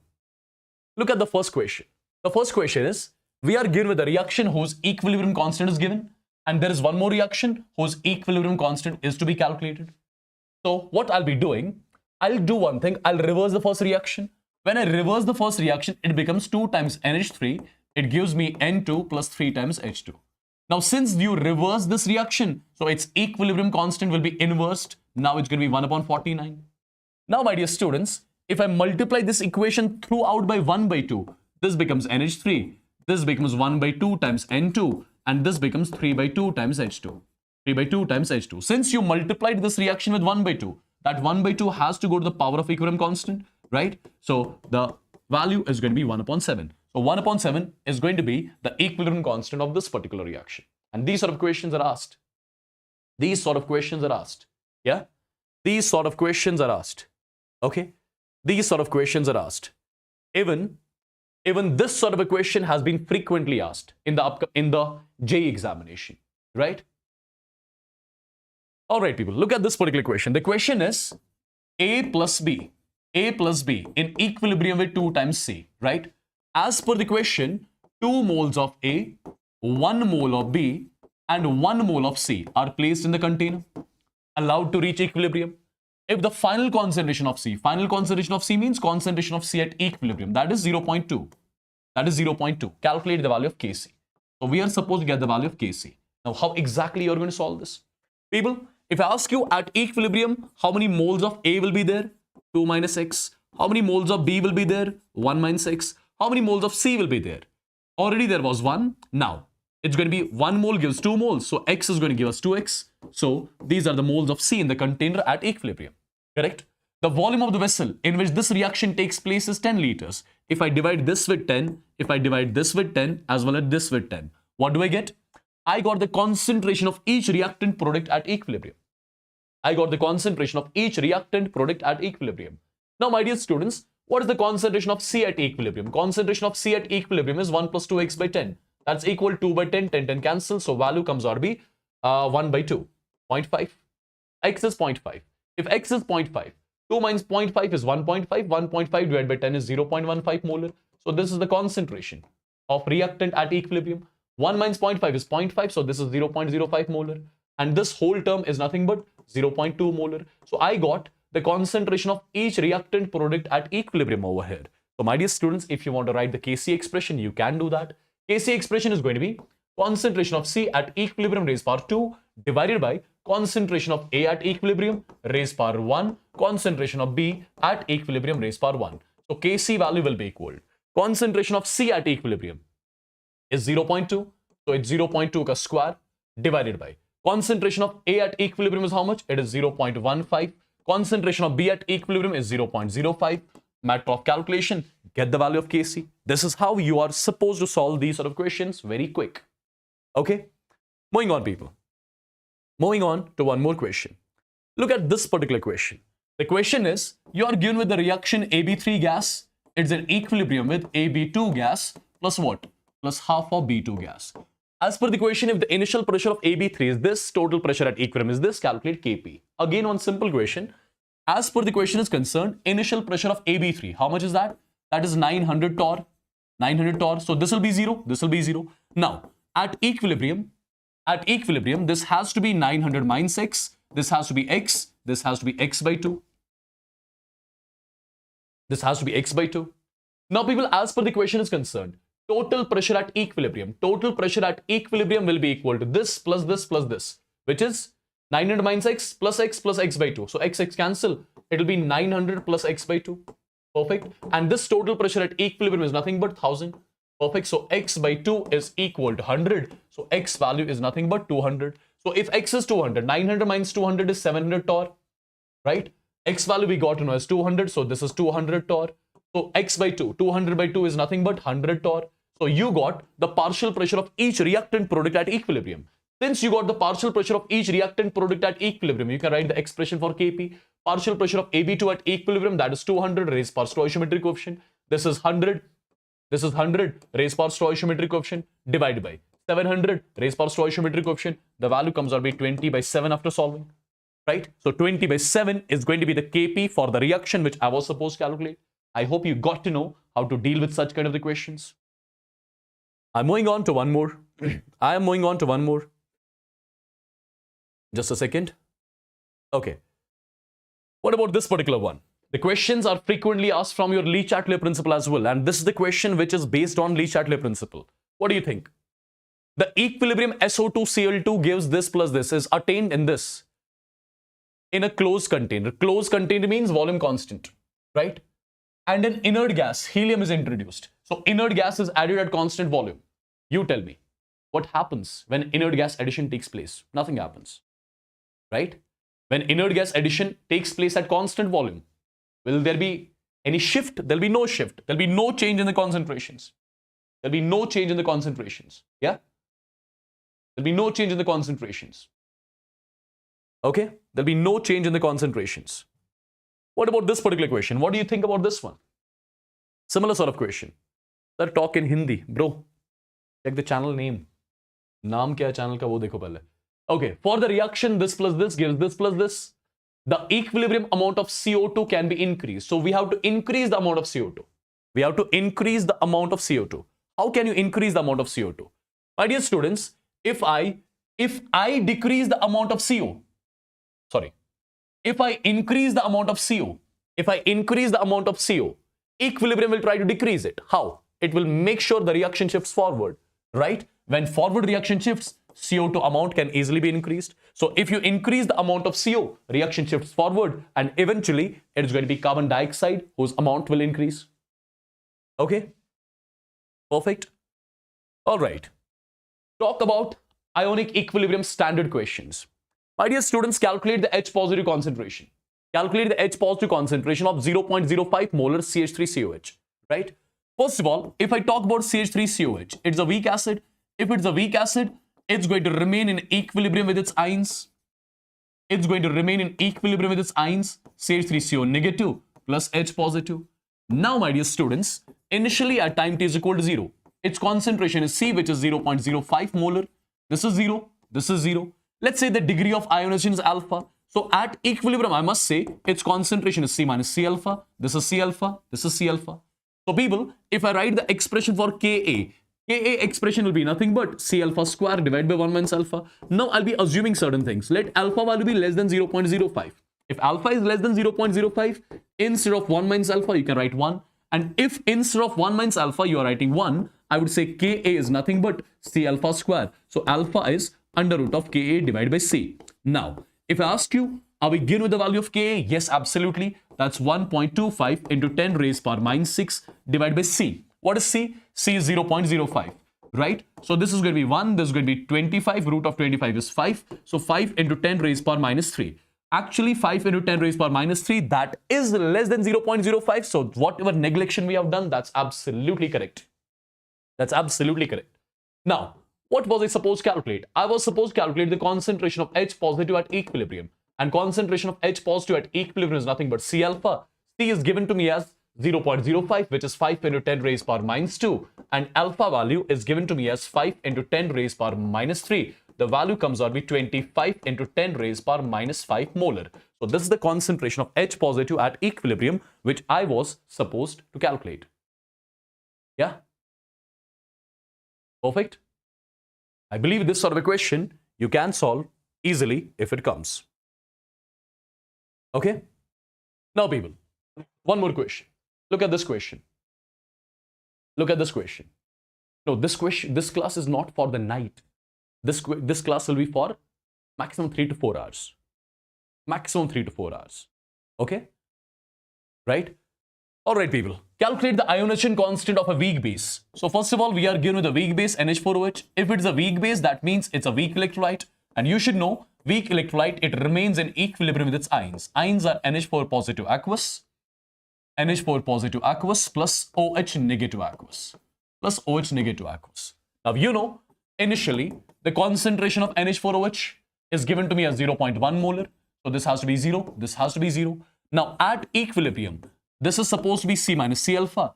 This will be C alpha and this will be C alpha. Correct?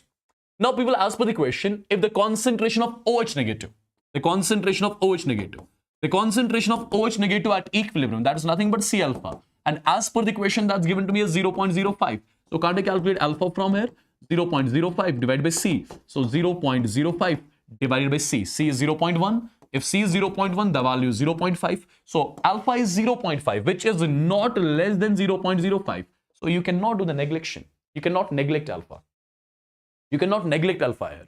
And if you cannot neglect alpha, you just need to write the expression for Kb, which will be C alpha square divided by 1 minus alpha. So Kb will be equal to C value 0.1, alpha ka square, 0.5 ka square, 1 minus 0.5 is 0.5. So 0.5 cancel. So it is 0.05, which is the value of Kb, which I was supposed to calculate.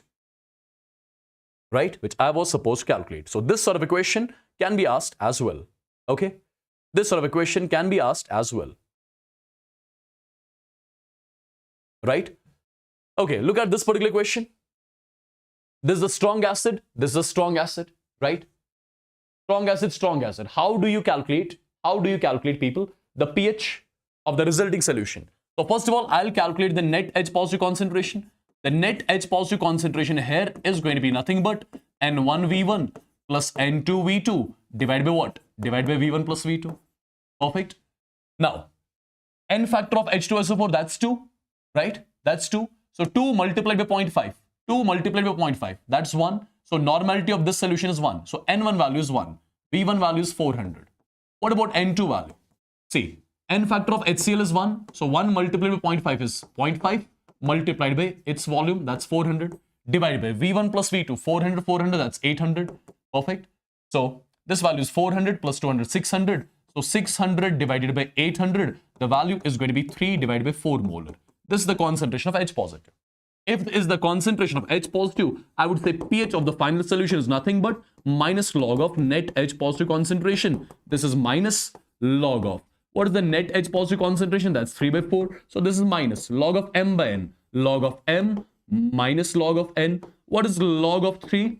0.47. What is log of 4? 0.6. The value comes out to be finally 0.13. So this is going to be the pH of the final solution which I was supposed to calculate. Right? Simple. I calculate the net H positive concentration. Then pH is minus log of net H positive concentration. That's all. Right? Perfect. Okay, moving on to one more question.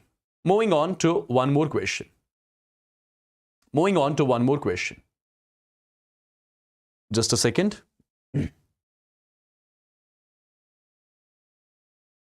All right. One simple and formula-based question. You can get formula-based questions based on salt hydrolysis as well. Calculate the degree of hydrolysis and pH of solution obtained by dissolving. So we are given the salt. The salt is CH3COONA.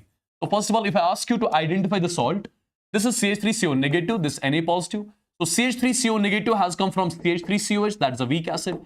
Na positive has come from NaOH, that's a strong base. So can I say this is the salt of weak acid and strong base? This is the salt of weak acid and strong base, right? How do we calculate KH, hydrolysis constant, for the salt of weak acid and strong base? KH is going to be what?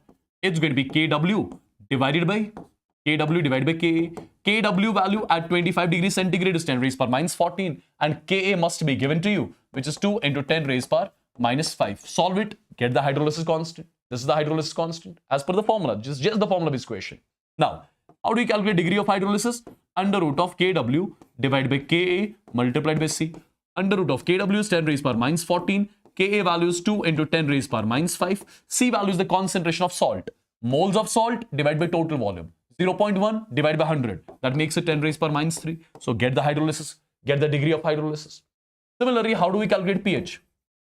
How do we calculate pH? It is weak acid and strong base. So it has to be 7 plus half of P of Ka plus log of C. P of Ka plus log of C. Right? So you need to use this formula and get the pH of the final solution. My dear students, it is just you need to identify the salt. You need to identify the salt. Accordingly, you will use the formula and you'll get the question done. Okay. Look at this particular question. The question is calculate the pH of the solution obtained on mixing 100 ml of this plus 100 ml of this. As per the question, we are making CH3COH to react with what? To react with NaOH. It will lead to the formation of salt and water. Salt is CH3CONA and with that, you'll get water as well. If I ask you whether the reaction is balanced or not, absolutely the reaction is balanced. Now people, initially, if I ask you, how many millimoles of acid do we have? Millimoles of acid. Molarity multiplied by volume in ml. So 0.1 multiplied by 100 comes out to be 10. So we are starting with 10 millimoles of acid. How many millimoles of base do we have? This multiplied by this, 100 multiplied by 0.1, that comes out to be 10 millimoles. So we have got 10 millimoles of base as well. Now people, understand over here. I'll be using the concept of limiting reagent here, right? I need to identify which one will get completely exhausted. How do you do that? 10 by stoichiometry coefficient. 10 by 1 is 10, 10 by 1 is 10. So this is the case of complete neutralization. If this is the case of complete neutralization, I'll be left with nothing here, nothing here. 1 mole gives 1 mole, 10 millimoles are going to give me 10 millimoles. 1 mole gives 1 mole, 10 millimoles are going to give me 10 millimoles. Correct? So at the end of the reaction, what is left in the container? We are left with salt and we are left with water. Salt plus water. What happens? Salt hydrolysis. Salt hydrolysis. How do I calculate the pH here? pH will be equal. Since this is the salt of weak acid strong base. Weak acid strong base. How do I calculate its pH? 7 plus half of P of Ka plus log of C. This is the formula which I'll be using. So it's going to be 7 plus half of P of K. P stands for minus log. Do remember minus log of this particular value. It's 4.74. Perfect. Plus log of C, where C is the concentration of salt. Concentration of salt means millimoles of salt divided by total volume. Total volume is how much? That is 100 plus 100, which makes it 200, right? Again, a matter of calculation and get the pH. That's all. So basically, what you need to do, you need to check what exactly is left in the container at the end of the reaction. Accordingly, you can use the results and get the pH of the final solution. Yeah? Perfect. Right, people? Right. Okay. I am moving on, people. I am moving on. One simple question here. This is 10 raised power minus 14. See, MgOH whole twice. Tell me how MgOH whole twice undergoes dissociation here. MgOH whole twice. This will be Mg di positive. With that, you have got 2 times OH negative. If its solubility is S, this is going to be S, this is going to be 2 times S. If I ask you the Kp expression is nothing but concentration of Mg di positive raised power 1, concentration of OH negative raised power 2. So the question is sorted, it's done, right? This is S, OH negative concentration is 2 times S raised power 2, which comes out to be 4S cube, Ksp value is given to me as 3.2 into 10 raised power minus 14 is equal to 4S cube. So S cube is nothing but 0.8 into 10 raised power minus 14. S cube is 0.8 into 10 raised power minus 14. If S cube is 0.8 into 10 raised power minus 14, so S will be equal to 8 into 10 raised power minus 15 whole raised power 1 by 3. The value will be 2 into 10 raised power minus 5. It's going to be moles per liter, which I was supposed to calculate, right? Simple. Simple, guys.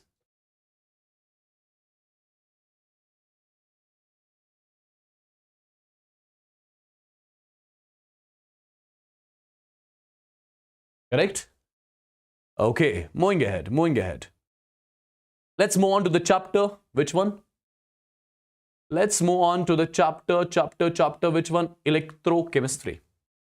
Let's move on to the chapter electrochemistry.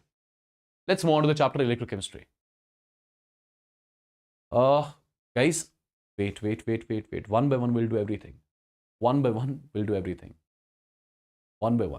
Just remember the standard of the questions. Remember the types of the questions.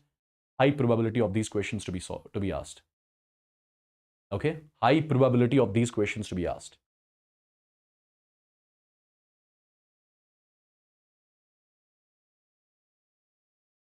Right? Do you want me to go slow? Say yes or no in the chats. Say yes or no in the chats. Do you want me to go slow? Majority wins. Do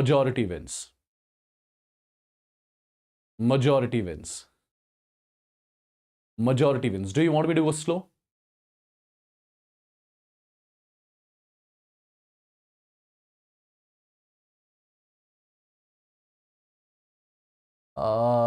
I can see majority is coming up with no.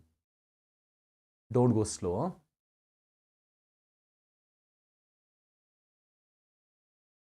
Well, after me, by the way, it's going to be HSP sir who is going to come with the organic part. Right? With the organic part. Let me still call him once. Whether he is alive, I'll just call him.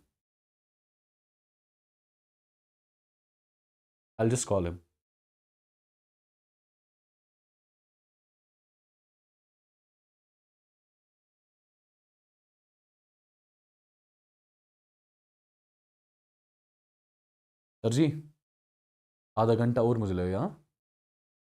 Okay, आप तैयार है ना? मैं call करूंगा तब. Okay, all right, let's move on. Guys. Electrochemistry. The first question. The reducing power of these metals. Reducing power. The one which is the reducing agent, the one that is the better reducing agent will have more reducing power. Now, reducing agent undergoes what? Reducing agent undergoes oxidation. The one which undergoes oxidation easily.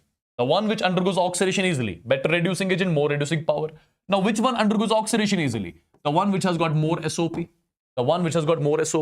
Well, I'm given with standard electrode potentials. Electrode potentials means reduction potentials. Whenever it's not clearly mentioned, that means they're talking about the reduction potentials. So I'm given with the reduction potential values. Let me convert them into oxidation potential values. The oxidation potential of the first one will be plus 1.2. Second one, it's going to be what? Minus 0.5 volts. And third one, it's going to be what? Plus 3.0 volts. Correct? These are the SOP values. These are the SOP values. Which one has got more SOP? Which one has got more SOP? This is maximum SOP. More the SOP, more tendency to undergo oxidation, better reducing agent, more reducing power. So Z has maximum reducing power over here. Right? Simple. Simple and basic. Simple and basic. Look at this particular question. The question is, calculate the oxidation potential of this half cell. Calculate the oxidation potential of this half cell. To calculate the oxidation potential of the half cell, I'll make sure this electrode behaves like the anode. And when this electrode behaves like the anode, what's going to happen? Oxidation will take place. Iron gets converted into Fe dye positive. So Fe solid gets converted into Fe dye positive aqueous plus how many electrons? Plus 2 electrons, right? So how many moles of electrons are exchanged here? 2 moles of electrons are exchanged. How do you calculate QC value? QC is going to be concentration of Fe dye positive raised power 1. What is the concentration of Fe dye positive? That's 10 raised power minus 1. That's 10 raised power minus 1 here. Perfect. That's 10 raised power minus 1. Now, my dear students, in order to calculate the oxidation potential of the half cell is equal to standard oxidation potential minus 0.0591 divided by N. It's going to be log of QC. It's going to be log of QC, right? So, people, have a look. Oxidation potential of the half cell we are supposed to calculate is equal to, what is the standard oxidation potential? This is plus 2 to 0. Decrease means reduction. So, this SRP, I need SOP. So, plus 0.44 minus 0.0591. N value is how much? 2. Log of QC. What is QC? 10 raised power minus 1. So 0.44 minus 0.0591 divided by 2. Log of M raised power N. N log M. So minus 1 comes to the front. Solve this and get the oxidation potential of the half cell. Simple again, right? Get the oxidation potential of the half cell. I believe it's clear. I believe, people, it is clear. I believe it's clear.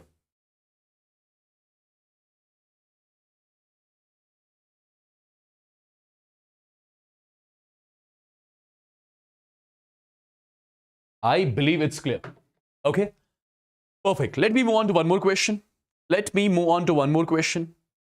Very quick. Let me move on to one more question very quick. One simple question. Have a look. As per this particular question, we are given with a reaction. In case of this particular reaction, how many moles of electrons are exchanged? 2. Zinc is getting converted into zinc dye positive. So N value is 2. What I need to calculate? Delta G naught.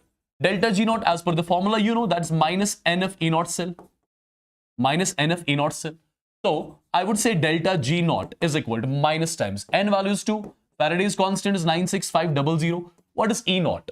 What is E naught? What is E naught? E naught is 2 volts, right? Since I have used every parameter as per SI system, so delta G naught will come as per SI system. That means in joules. But do I have to calculate in joules or kilojoules? I need to calculate in kilojoules. So I'll be dividing with 1000. The answer is going to be in kilojoules per mole. Done and dusted, right? Done and dusted again. Perfect. I am moving on. Look at this particular question. Look at this particular question, guys. The question is, we are given with certain reactions. The first reaction is copper dye positive plus electron. Gives what? Gives copper positive, right? Its E value is given to me as 0.15 volt, right? Similarly, guys, Cu positive plus 1 electron gives me what? It gives me Cu solid. Its E2 value is also given to me. E2 value is 0.5 volt. Correct? What am I supposed to calculate? E naught of copper dye positive gives copper. Copper dye positive gives copper. That means copper dye positive plus 2 electrons gives copper. I have to calculate E3 for this particular reaction. Now, how do we solve this sort of equation? My dear students, it's pretty much simple. Calling this is equation 1. Calling this is equation 2. Calling this is equation 3. The point is, how do you make equation 3 here? How do you make equation 3 here? Equation 3 can be made when I add these two reactions. Copper positive cancel. 1 plus 1 makes it 2 electrons. So copper dye positive plus 2 electrons gives this. So third equation I'm only making when I'm adding first and second. Now people be careful with one thing. If you think you'll do like this, E3 is equal to E1 plus E2. E1 plus E2. It'll be wrong. You need to solve this particular equation on the basis of delta G. Instead of 3, you'll write delta G3. Instead of 3, you'll write delta G3. Instead of 1, you'll write delta G1. Instead of 2, you'll write delta G2. Now, what is delta G3? That is minus N3 FE3 is equal delta G1 minus N1 FE1, delta G2 minus N2 FE2, F everywhere cancelled. So E3 value will be equal to N1 E1 plus N2 E2 divided by what? Divided by N3.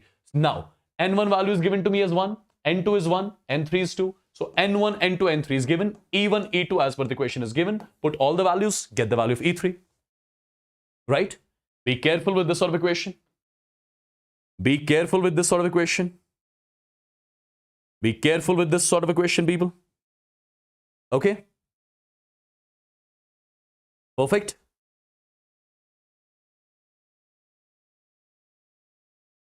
Yeah? All right. One is saying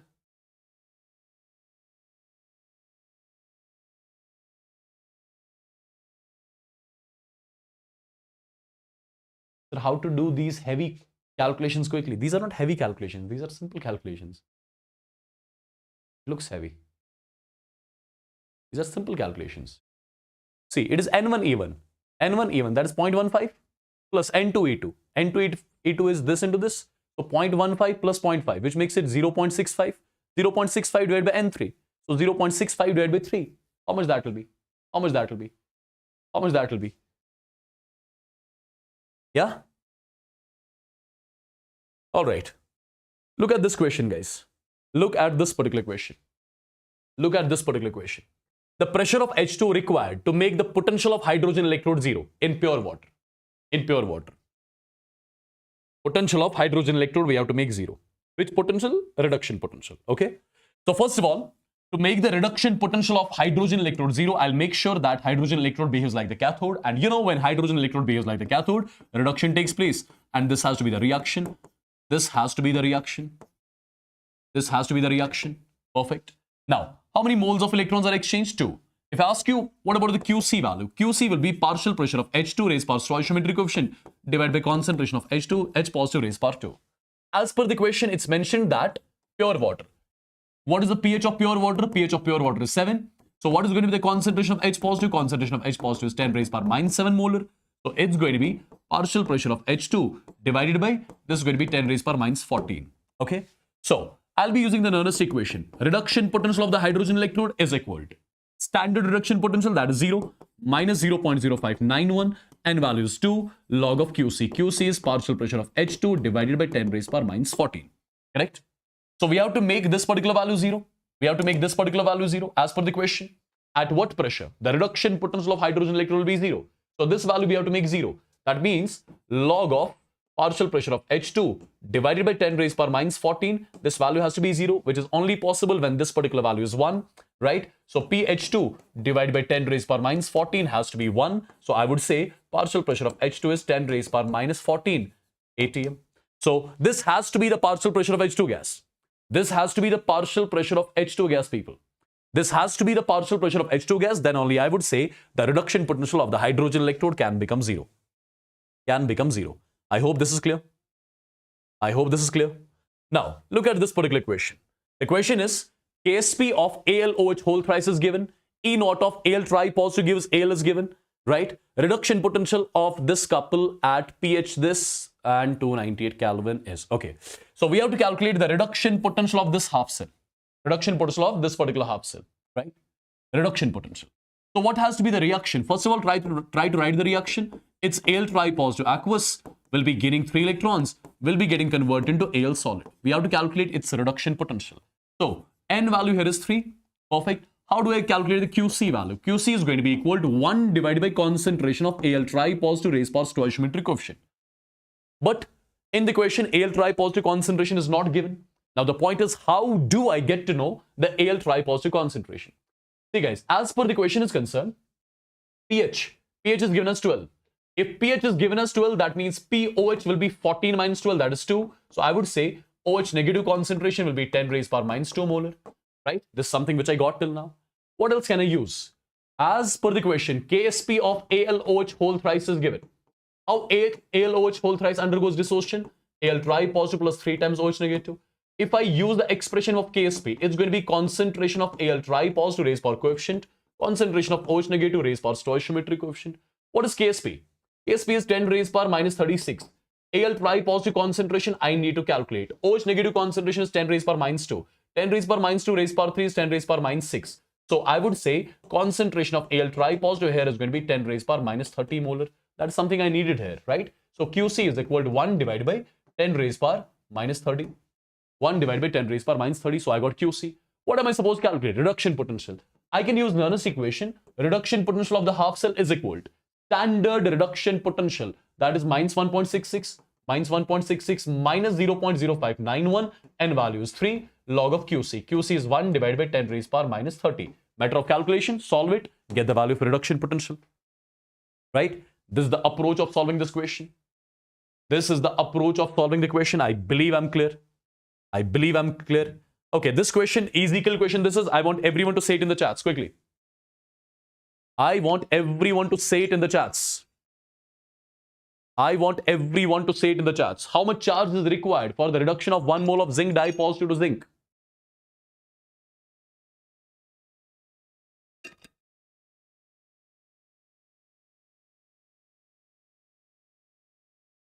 Quickly, what is the answer of this question, guys? Quick.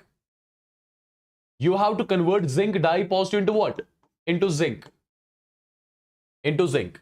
For the conversion of 1 mole of zinc dye positive into 1 mole of zinc, 2 moles of electrons are required. 2 moles of electrons will carry the charge of 2 farad. 2 farad means 2 into 96500 coulombs. Solve it. Get the answer. I think it will be first one only. Right? Simple, basic.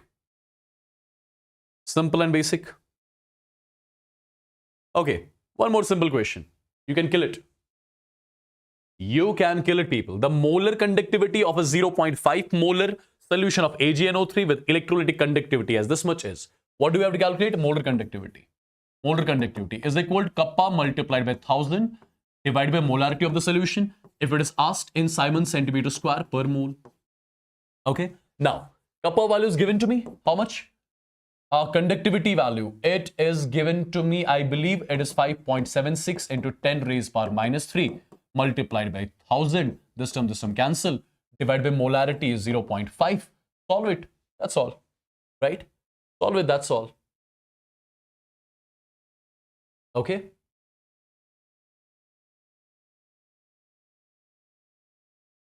Yeah? Is there any calculation mistake which we have done? I cannot see the options here. Kappa multiplied with 1000 divided by molarity. Kappa is given as 5.76 into 10 raised power minus 3 multiplied with 1000. Okay? Divided by molarity. Molarity is also given.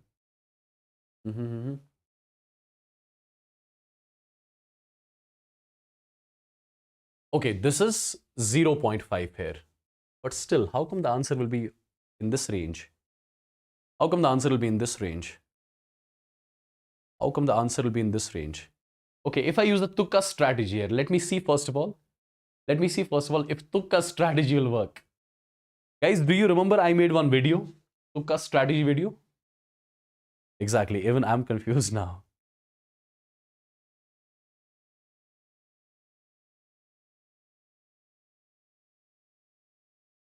Should we use Tukka strategy here?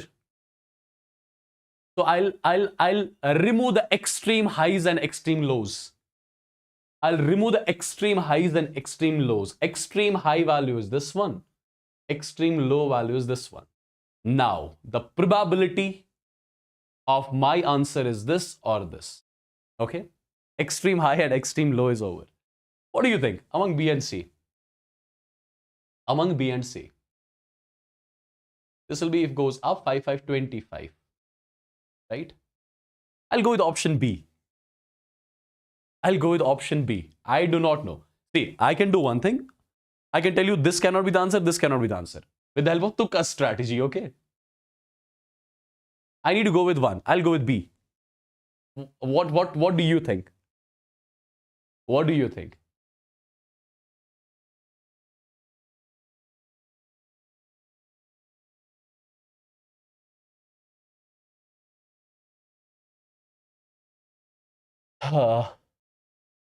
Yeah, let's see.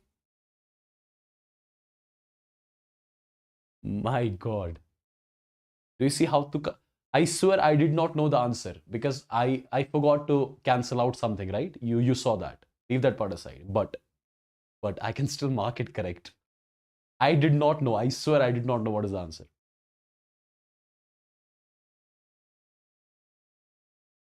Yeah? This is what you call as Tukka strategy. So I removed extreme high, extreme low. The answer is going to be in the middle. Anyways, so kappa was given us this much. Kappa was given us the molar conductivity of this one with the electrolytic conductivity as 5.76. Guys, I think there are some wrong values which are mentioned over here. In the solution, there are some different values. In the solution, there are different values, okay? In the solution, there are different values. So over here, you have to change these values. You have to change these values. You have to use these values. Okay, that's why. That's why, maybe. Yeah, Tukka strategy won the match. Okay, moving on.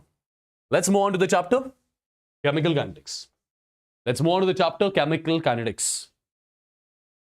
Chemical kinetics. Okay. All right, the first question. The first question. If the concentration of H2O2 changes from this to this, then calculate the rate of reaction and rate of appearance. Okay. Let's have a look, people. First of all, as per the question is concerned, we have to calculate rate of reaction. All right. So if I calculate rate of reaction with respect to H2O2, rate of reaction with respect to H2O2 is minus change in the concentration of H2O2 divided by time interval, which can be also equaled. In terms of O2, it's going to be plus 1 by stoichiometric coefficient. 1 by 1 by 2 makes it 2. Change in the concentration of O2 divided by delta T. Now, my dear students, as per the question is concerned, what do we have to calculate? Rate of reaction. So rate of reaction is equal to minus change in the concentration of H2O2. Final concentration of H2O2 minus initial concentration of H2O2. Time interval is how much? 15 seconds. Solve it. Get the answer in moles per liter per second. This is the answer of first question. Second, rate of appearance of O2. So I can say from this particular equation, I can say change in the concentration of O2 divided by delta T is equal. It's going to be minus 1 by 2 change in the concentration of H2O2 divided by delta T. This particular term is what we call as a rate of appearance. This is what we call as a rate of appearance. Rate of appearance of O2 is equal to minus 1 by 2. Change in the concentration of H2O2 is equal to final concentration minus initial. Final is 0.05. Initial is 0.5. Time interval is 15 seconds. Solve this. That's going to be the rate of appearance of O2. So this is the way of solving this sort of equation, which is simple and basic, I believe. Right? Next one. Again, a simple question. You have got the reaction A gives B, whose rate constant is K. If I write the rate law, R is equal to K concentration of A raised per order, let the order be N. Let me call this as first equation. As per the equation, when the concentration of A is increased 4 times, what happens to rate? It's R dash. If I divide the two equations, R dash divided by R. Just a second. As per the equation, it's mentioned that when concentration of A is increased 4 times, the rate doubles. Initially, it was R, now it is 2R. Now I'll divide the equations. 2 by first, second by first. 2R by R makes it 2, right? Which makes it 4 raised per N. So N value here has to be 1 by 2. So order of the reaction is 1 by 2. Look at this question. It is the asked question, by the way.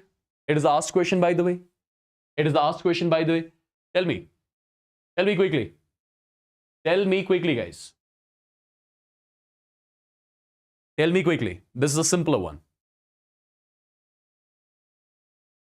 Don't use Tukka strategy here. It does not work here because options are close enough.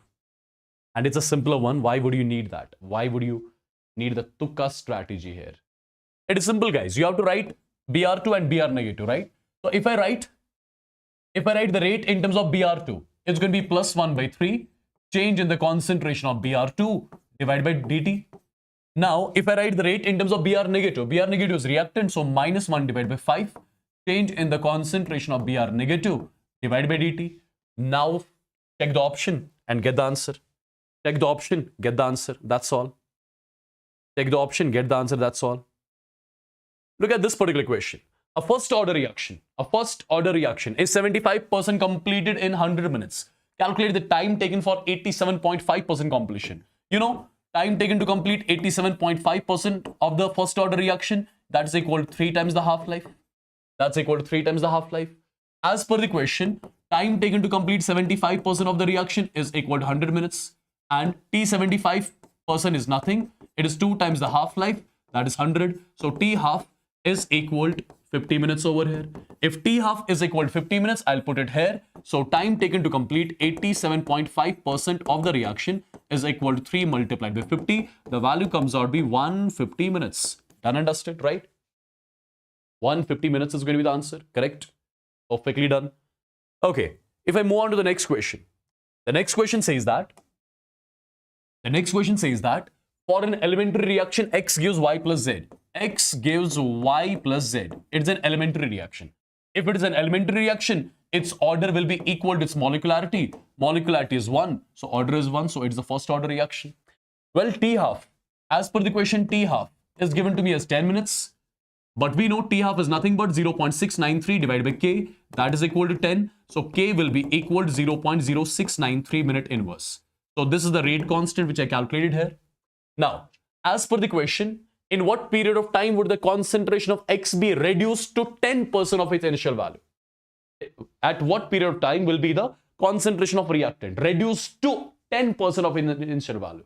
That means he's asking about time 90% completion. Is asking about the 90% completion, right? Is asking about the 90% completion. Because when 90% of reaction gets completed, then only 10% of the reactant will be left.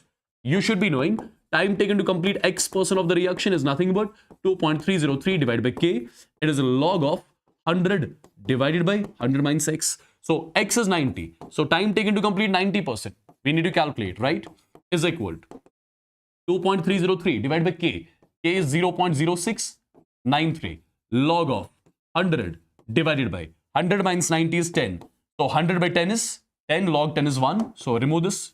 This all done. Solve this. Get the answer. Get the answer over here. In minutes. The answer will come out to be 33 minutes, by the way. The answer will come out to be 33 minutes. The answer will come out to be 33 minutes. What do you think about this one? It's simple and basic. You have got the first order reaction whose half-life is given. The time required for 99.9% completion. It's simple. You know, for the first order kinetics, time taken to complete 99.9% of the reaction, it's equal to 10 times the half-life. So this is 10 multiplied by 1. The value comes out to be 10 minutes. So 10 minutes is the answer of the question. Yeah? 10 minutes is the answer of this particular question. Okay? 10 minutes is the answer of this particular question. All right? Perfect. This is the question based on Arrhenius equation. And I mean, from this particular equation, you get the formula-based questions. From this equation, you get the formula-based questions. Guys, let me call up HSP sir. Let me see if he's ready so that there won't be any sort of break for you and you complete all the things in lesser time. Right? Just a second. Sarji, all ready? Okay मैं यहां से stream बंद कर रहा हूं, आप start करो. हाँ मैं सेशन में हूं अभी. ओके आ जाओ मैं स्टार्ट कर रहा हूं.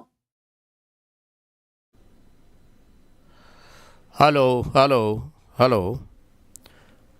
Am I audible? Am I audible to all of you? Can you hear me, kids? Just to let me know if you can hear me. My dear students, very good evening. Just to let me know, can you hear me? Am I audible and visible to all of you? This is your Baba HSP. Show me the green signal if I'm audible and visible to all of you. Welcome, Vanakkam, Suswagatam, if I'm clearly audible and visible. My dear students, just to let me know.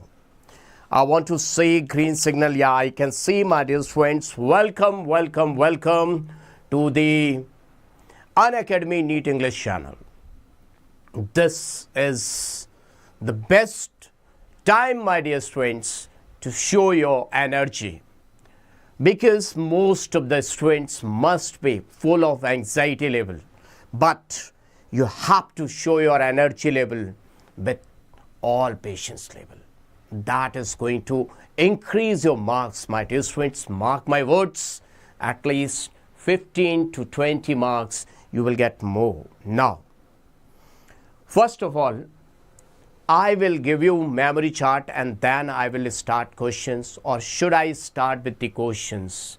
Let me see in the chat section those who want first memory chart and then questions.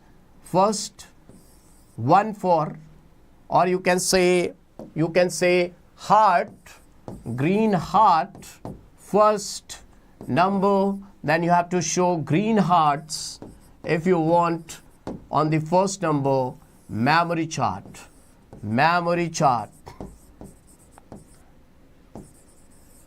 Or if you want questions first, then you have to show fire. What you want first? First you want memory chart or you want questions? Show me either green heart or fire. That will give me an idea. That is going to definitely give me an idea about what you want first. So it's the mix. That is indicating one thing, that I will go through new questions, new expected questions. Exactly these questions will come. And definitely new expected questions, whether they are given in NCERT or not, in the form of 3 line reactant, reagent, product. So everyone, I want to see green hearts for this new expected questions, and immediately I will make those questions on the spot. I will make those questions. So everyone, I want to see green hearts for new questions which are going to come in your exam. New questions I'm going to make on the spot. Everyone, show me fire now. Show me green hearts for this. Green hearts for this. Yes. So I'm going to start. See, let me see in the chat section. Everyone, Retro, A, Ashwarya, I can see Kamlesh, Suchi, everyone is over there. Now Baba is going to start. See, Baba is going to start. Question number one.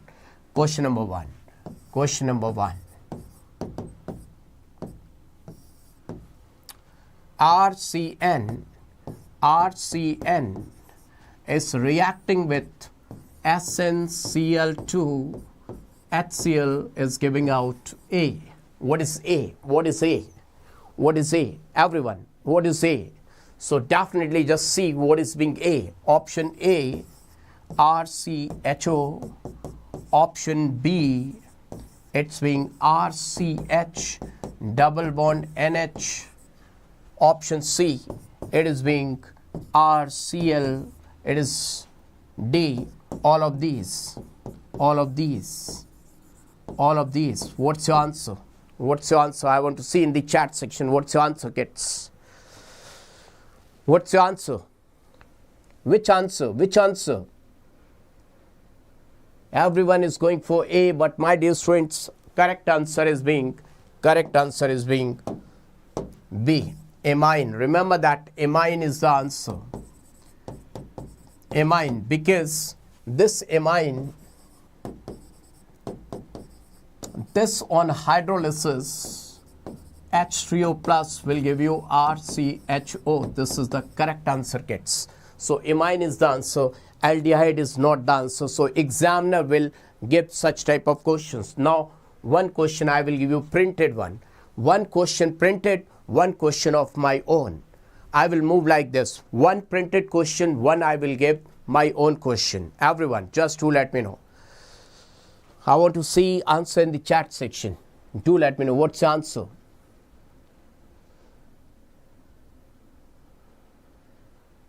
Hey, everyone, just to let me know.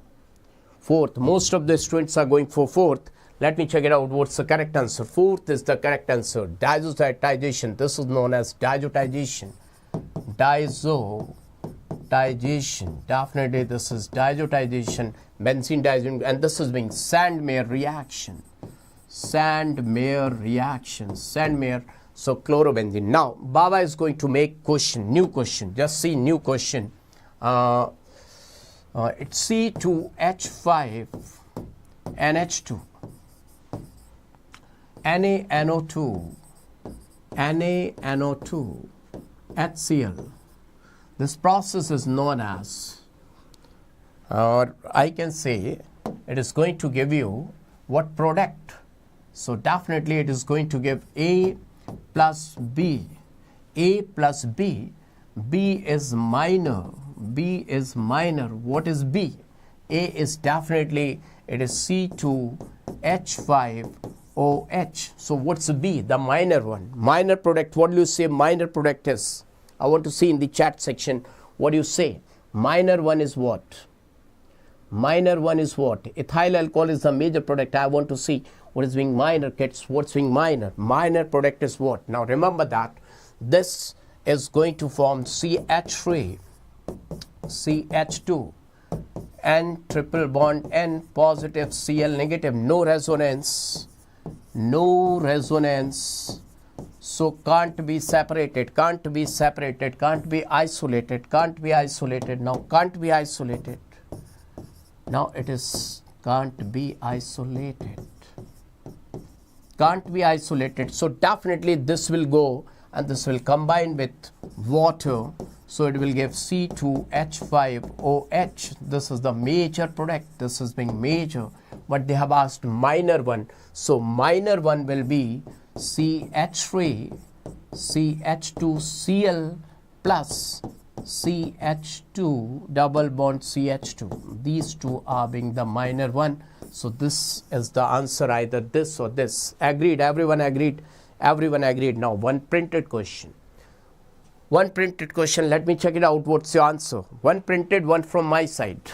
One printed, one from my side. Everyone, I want to see in the chat section. What's your answer? Fast, fast, quick, quick, kids, quick, quick. Option 1, option 2. Some are going for 1, some are going for 2. Just see. Benzene disodium chloride reacts with hypophosphorus acid. That means this is your benzene disodium chloride and hypophosphorus acid is being H3PO2, phosphinic acid. This question is from NEET examination only. Phosphinic acid, phosphinic acid, my dear students, phosphinic acid. This is a redox reaction. Either they can use phosphinic acid or they can use C2H5OH, or they can use what? Stannous chloride, or they can use glucose. Whatever they want to use out of these four, the answer will be benzene. Definitely answer will be benzene. I think everyone got it, and this is clear to each and everyone, my dear students. I want to see the answer, the hearts, if you're liking it. Everyone, just to let me know if you're liking it. Really, it's great. It's great. Now, one question from Baba's side. One question from Baba's side. The question is, this is benzene. Benzene is reacting with CH3Cl anhydrous AlCl3. AlCl3 gives A. A is reacting with Cl2 H nu giving B.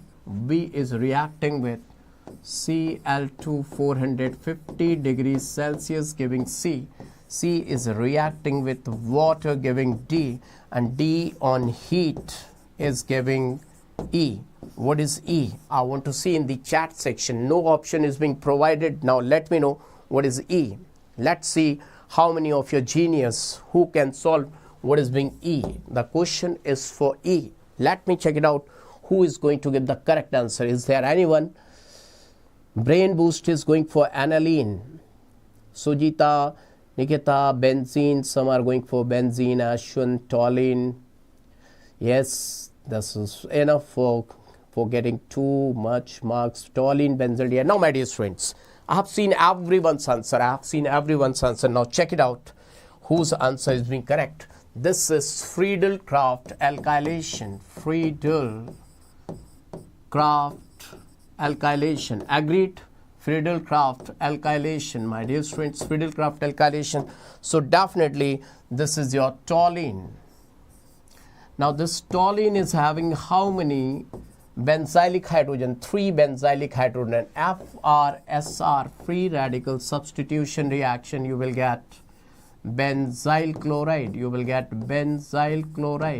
Now, once again, FR-SR, you will get benzyl chloride. Now, my dear friends, benzyl chloride will react with H2O or KOH to give compound like this, CHOH, OH.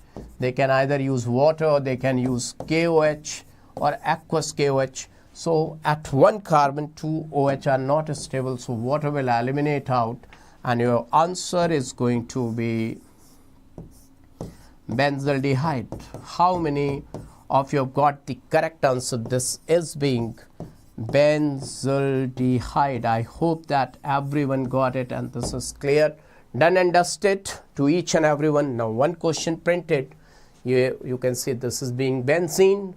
The question's answer of previous one, nitration of aniline. Wow, awesome question. This is awesome question, kids. Awesome question.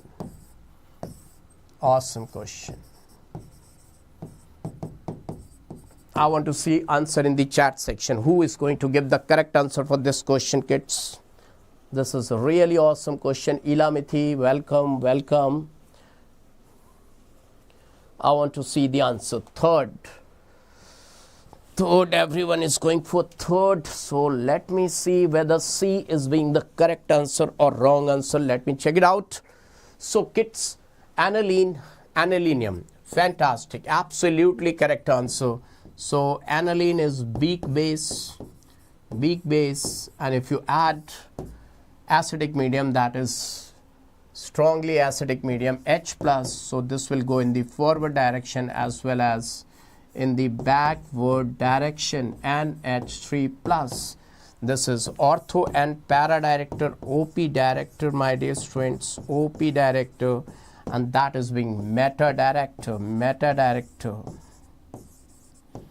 Now, if by chance they have asked what is the percentage of the product formed, now see, percentage of product formed during this reaction, you have to remember that also. Number of times in IIT they have asked percentage also. So concentrated HNO3, concentrated H2SO4 will give you major product as para 1. How much kids? How much? 51%. 51, little bit more than 50%. Then you will get 1947, a love story. 1947, Independence Day. What's that? 1947, 47%. The Freedom Day, 47. Can you see? Now, how much you will get? Ortho 1, you will get NH2, so 2%. 2% only. Now see, one question I have given the printed question. Now Baba is going to give you one question from Baba's side. Just see what answer you are going to get. Now see, kids, acetylene on reaction with excess of NaNH2, that is sodamide, gives A reacts with excess of methyl chloride in excess, that is giving B, and B reacts with 1% HgSO4, 40% H2SO4. In presence of this, the water, now it is being C. Now my dear friends, what is being C? Write down in the chat section what is C. Let me check it out. How many of you can do this question? Let me know in the chat section what is being C. Kids, I'm asking what's the answer.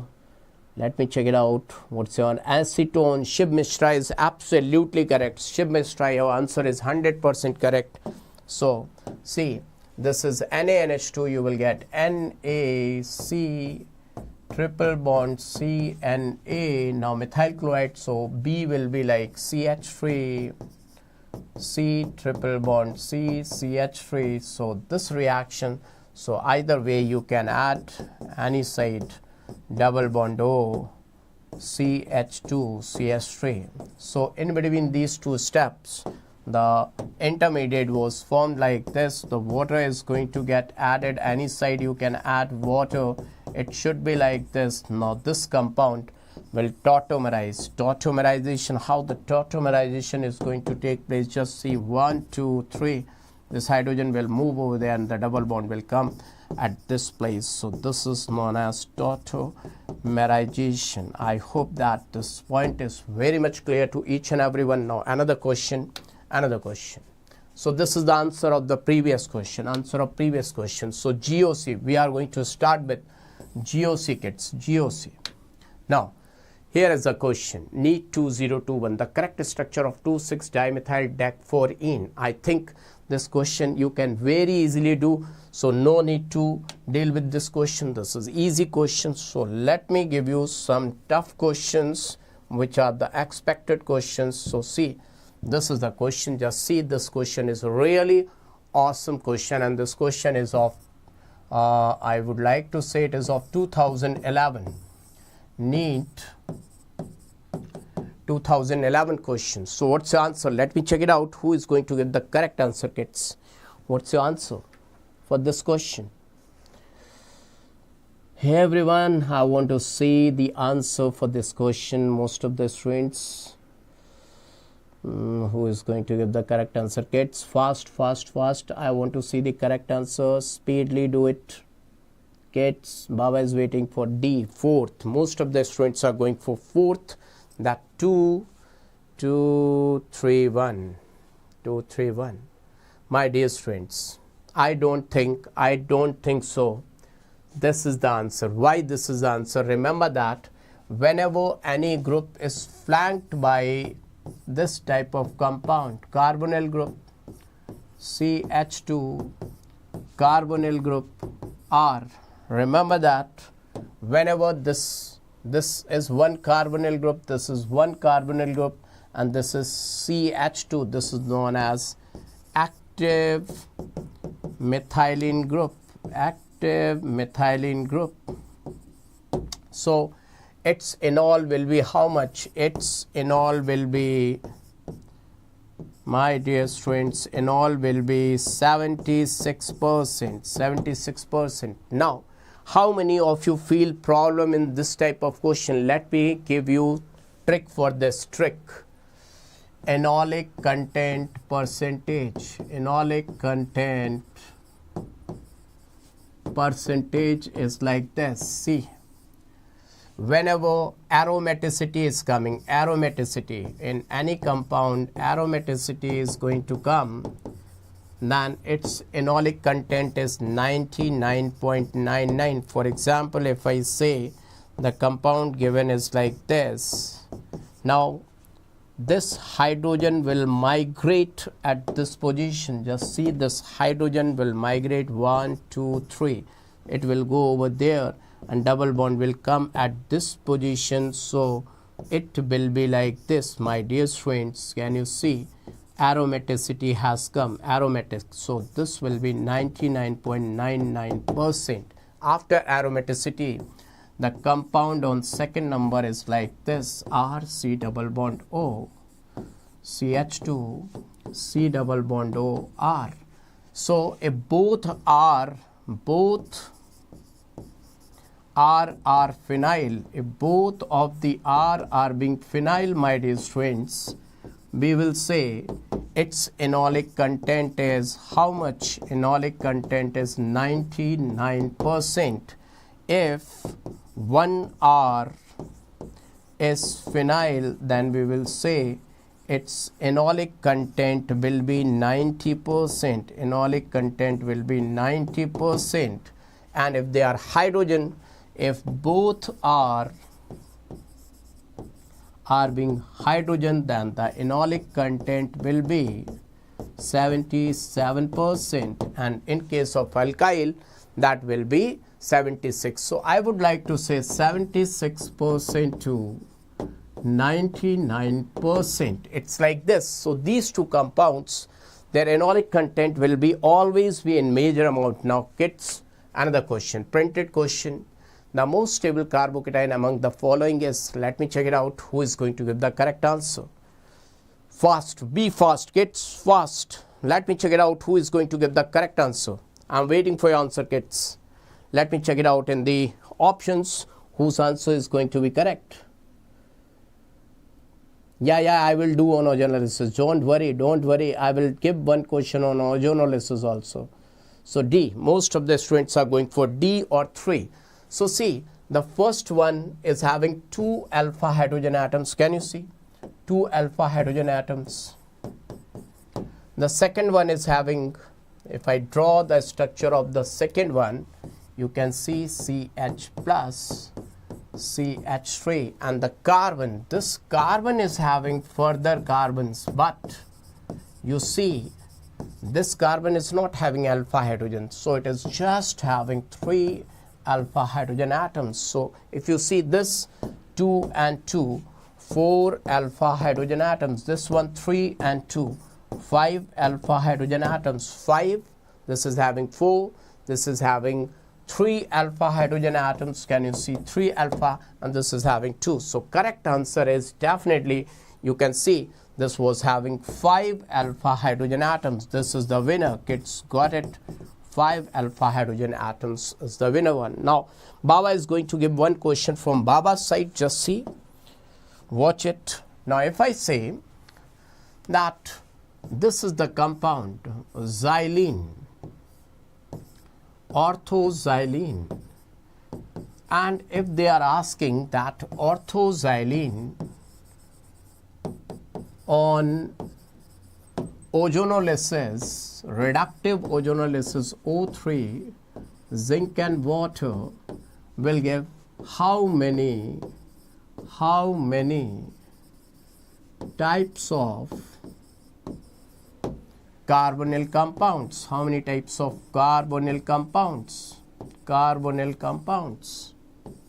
Just to let me know, my dear students, how many types of carbonyl compounds? Options are A, 2, B, 3, C, 4, D, 5.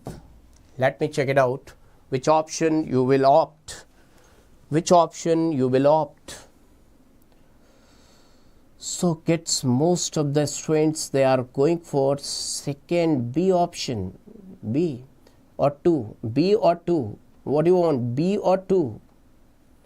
B or 2? A, okay, 2. Wrong answer, kids. This one is wrong. Most of the students, they have gone for this. This is wrong answer. Now how many of you want to know the reason? This is the correct answer, and this can be the game planner changing the rank. My dear students, how many of you want to know the reason? Show me the green hearts if you want to know the reason for this. Then only I am going to give the reason. Fast, tell me. Show me green hearts if you want to know the reason for this. Yeah, most of the students, they are showing green hearts. Just see. This is your compound. This is your compound. Here is CH3. Here is CH3. And double bonds are like this. Just see. And one more compound will be possible. See, just you have missed it, and that's why your answer gone wrong. This is CH3, this is CH3, and the double bond is over here. Just see, you can check it out. Now if you break it from here, break it from here, now what you will get? CH3 C double bond O and CH double bond O. So this will be same, and from here you will get CH double bond O, CH double bond O. So two molecules of that, one molecule of this. Now if you break this compound, then it will be broken from here, my dear friend. Just see, this line will remain intact. So CH3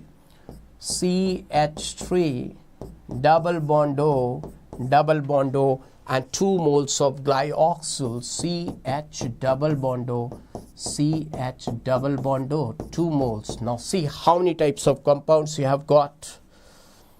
You can check 1, 2 and 3 types. What are their names? This is methyl glyoxyl,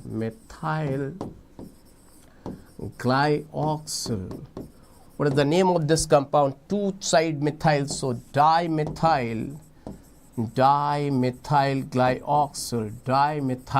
glyoxyl, my dear friends, and simply it is being your glyoxyl. So you got the reason. If you loved it, show me the green hearts. If you liked it, kids, Baba need your energy, kids. This is indicating, my dear friend, that benzene is always doing resonance. They simply ask that you remember that benzene is always doing resonance. This is always doing resonance. Simple funda that it is always doing resonance. Now, one printed question. So, the correct order of acidity. Now, my dear friends, nowadays acidity word is in fashion. Acidity means acidic strength here. They mean acidic strength at this place. Acidic strength. They mean acidic strength. So what's your answer, kids? I want to see the answer. Everyone just to let me know what's the correct answer for this question. 2. Most of the students are going for 2. I think you missed it. Okay, 2 is the correct answer. Hey, this is the correct answer. This is correct answer. Why this is correct answer? CH, triple bond CH, electronegativity is how much? This is sp hybridized, so 3.25. Now, double bond CH2, double bond CH2, electronegativity is 2.75, sp2 hybridized, and CH3, electronegativity is 2.5 because it is being sp3 hybridized. Now, one question I will give you from my side, but before that, let me show you the answer. You are winner. Everyone is winner. Now, one question from Baba's side, that this is CH2Br. This is CH2Br. Now, X moles of NaNH2. This is being sodamide. It has given disodium acetylide. Now, question is what? Yeah, question is, my dear friends, disodium acetylide. Question is X, the value of X is, what is X? X is the question mark, option A, 1, option B, 2, option 3, option C, 3, option D, 4. Let me know in the chat section what is this number X is how much. Let me check it out. Who is going to give the correct answer, my dear students? What is X?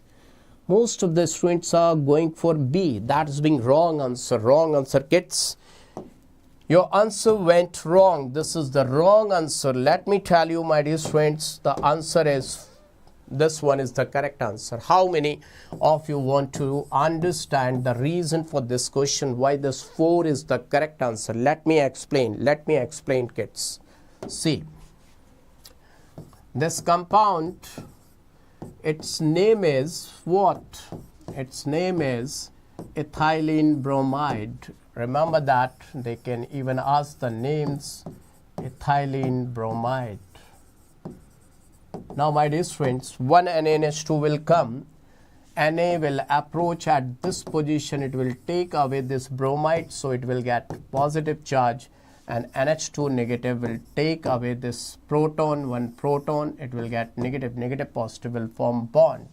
Till now you can see we have got CH2 double bond, CHBr, one NaNH2 has got consumed. Now one more Na plus will come, it will get positive charge, and NH2 negative will come, it will get negative charge, negative positive, they will form triple bond CH, triple bond CH. Till now the elimination was taking place. Till now the elimination reaction has taken place, my dear friends. Now it is having two acidic hydrogen atoms, two acidic hydrogen atoms. So what is going to happen? Acid base neutralization is going to take place. This NH2 negative will take away its proton, NH2 negative will take away its proton. So you can see it will form Na triple bond Na. So you can see how many NH2 negatives? 1, 2, 3, 4. So answer was 4. I hope that I made it very clear. This is being very clear to each and everyone. Now another question is being the printed question. You can see NEET 2020, a tertiary butyl carbocation is more stable than secondary butyl carbocation because of which of the following effects? This question is damn sure I am going to see that everyone can answer it. Jaganar, Vaishnavi, kids, do let me know what's the answer. Baba is waiting for your answer, kids. 3. Most of the students are going for 3. Some are going for A also, my dear friend. Just see the tertiary butyl. This is being your tertiary butyl carbocation.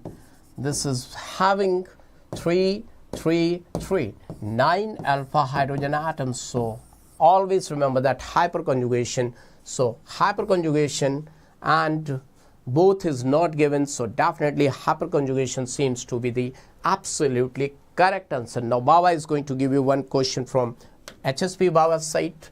Now see, the question is, this is being aniline. Now aniline has been treated with nitrosonium ion to give A. Now A is treated with CuCN, KCN to give B. Now B has been treated with SnCl2, HCl to give C, and C has been treated with H3O plus to give D. Now this D is treated with 50% dilute KOH to give something. What is this something, my dear friends?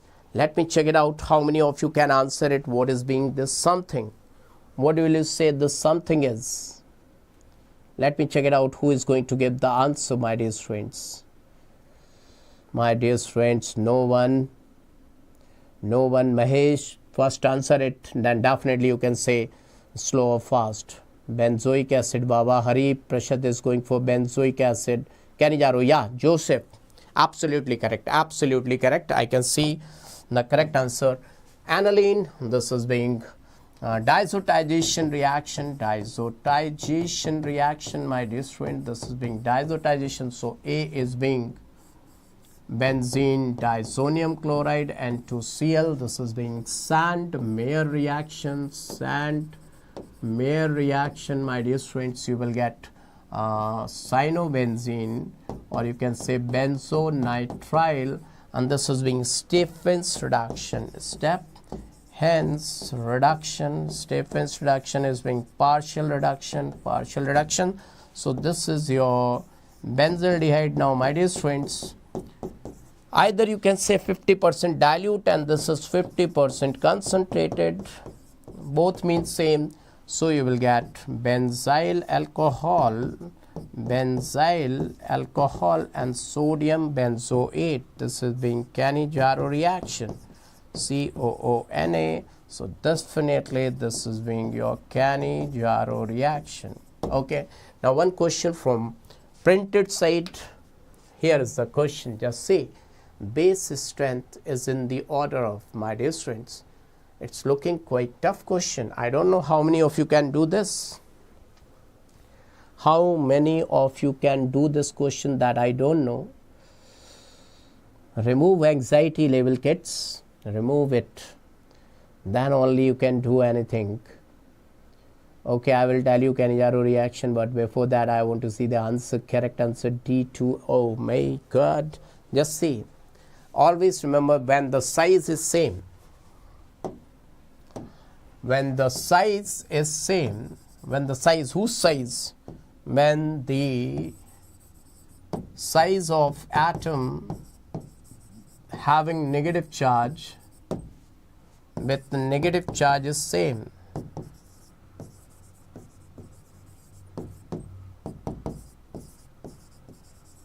then negative charge is more stable. Then negative charge is more stable on whom? More stable on maximum electronegative atom. Maximum electronegative atom. So you can see all of them are being carbon. So this is being double bond, triple bond. So this is being more stable. And definitely that is being least stable. Now how to find it out? Let me tell you how to find it out. Just add H and you will get the answer. 3 to 1. 3 to 1. Second will be the correct answer. Now let me check it out whether it's given second or not. Oh, 1, 2, 3. The base strength. Sorry guys, I have gone with the stability order. See kids, I have told you the stability. So this is the stability order. If they are asking for stability, this is the stability order. But they have asked base strength. Who is going to be the maximum basic? The one who is the least stable. So you see, just reverse it. 3 to 1, 1 2 3. This will be the basic strength order. And this is the problem most of the students must have gone. So that is stability order and this is the base strength order. So they have asked for the base strength. So definitely this will be wrong and this will be the correct answer. So be aware of it. Most of the time we are going with the stability order. So they have asked the base strength order. Is it clear? Everyone got it? Show me the green hearts if you got it. If you are getting trapped in it, then definitely be aware of it. They will give you these type of questions. Now, another question, my dear friends. Just this was the answer. Here is another question. I want to see the correct answer, kids. Let's see who is going to give the correct answer for this question. Let me check it out.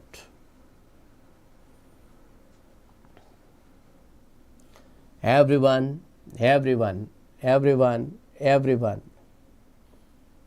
What's the correct answer for this question? 2, 2, 2. Everyone is going for 2. Let me check it out. Hyperconjugation occurs in, just see, no alpha hydrogen, so no. Just see, phenyl, no. Just see, this is free radical. There is one hydrogen. Can you see?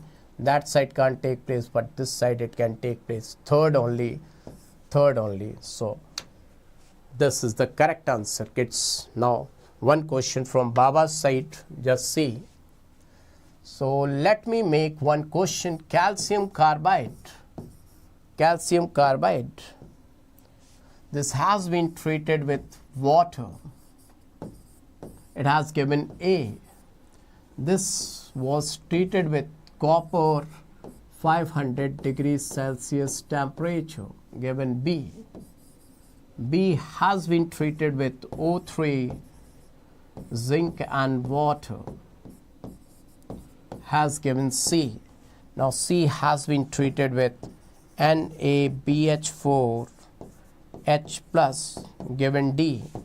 Now D has been treated with concentrated H2SO4, given E.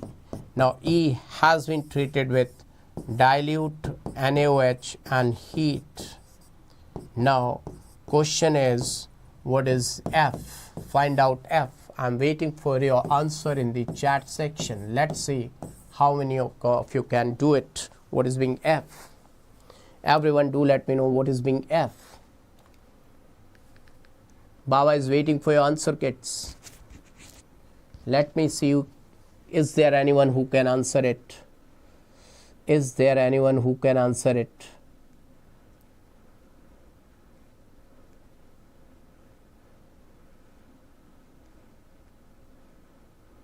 Everyone, is there anyone who can answer what is being F? F. Wow, Yedla Dineshwar, good. But I want to see the answer. Baba want to see the answer, kids. Who is going to give the correct answer? Is there anyone who can answer it, kids? No one. Till now, no one's answer is there. Now, let me tell you, kids. Let me tell you. See. Calcium carbide. This is calcium carbide. What is the type of bonding in calcium carbide? So, see. This is your calcium carbide. Negative. When you react it with water, it will give you acetylene. This acetylene will undergo polymerization to give benzene. This is your benzene, kids. Ozonolysis, it will give 3 moles of glyoxyl. 3 moles of glyoxyl reduction, you will get glycol, ethylene glycol, my dear friends. You will get ethylene glycol. Now, ethylene glycol, this is pinacolone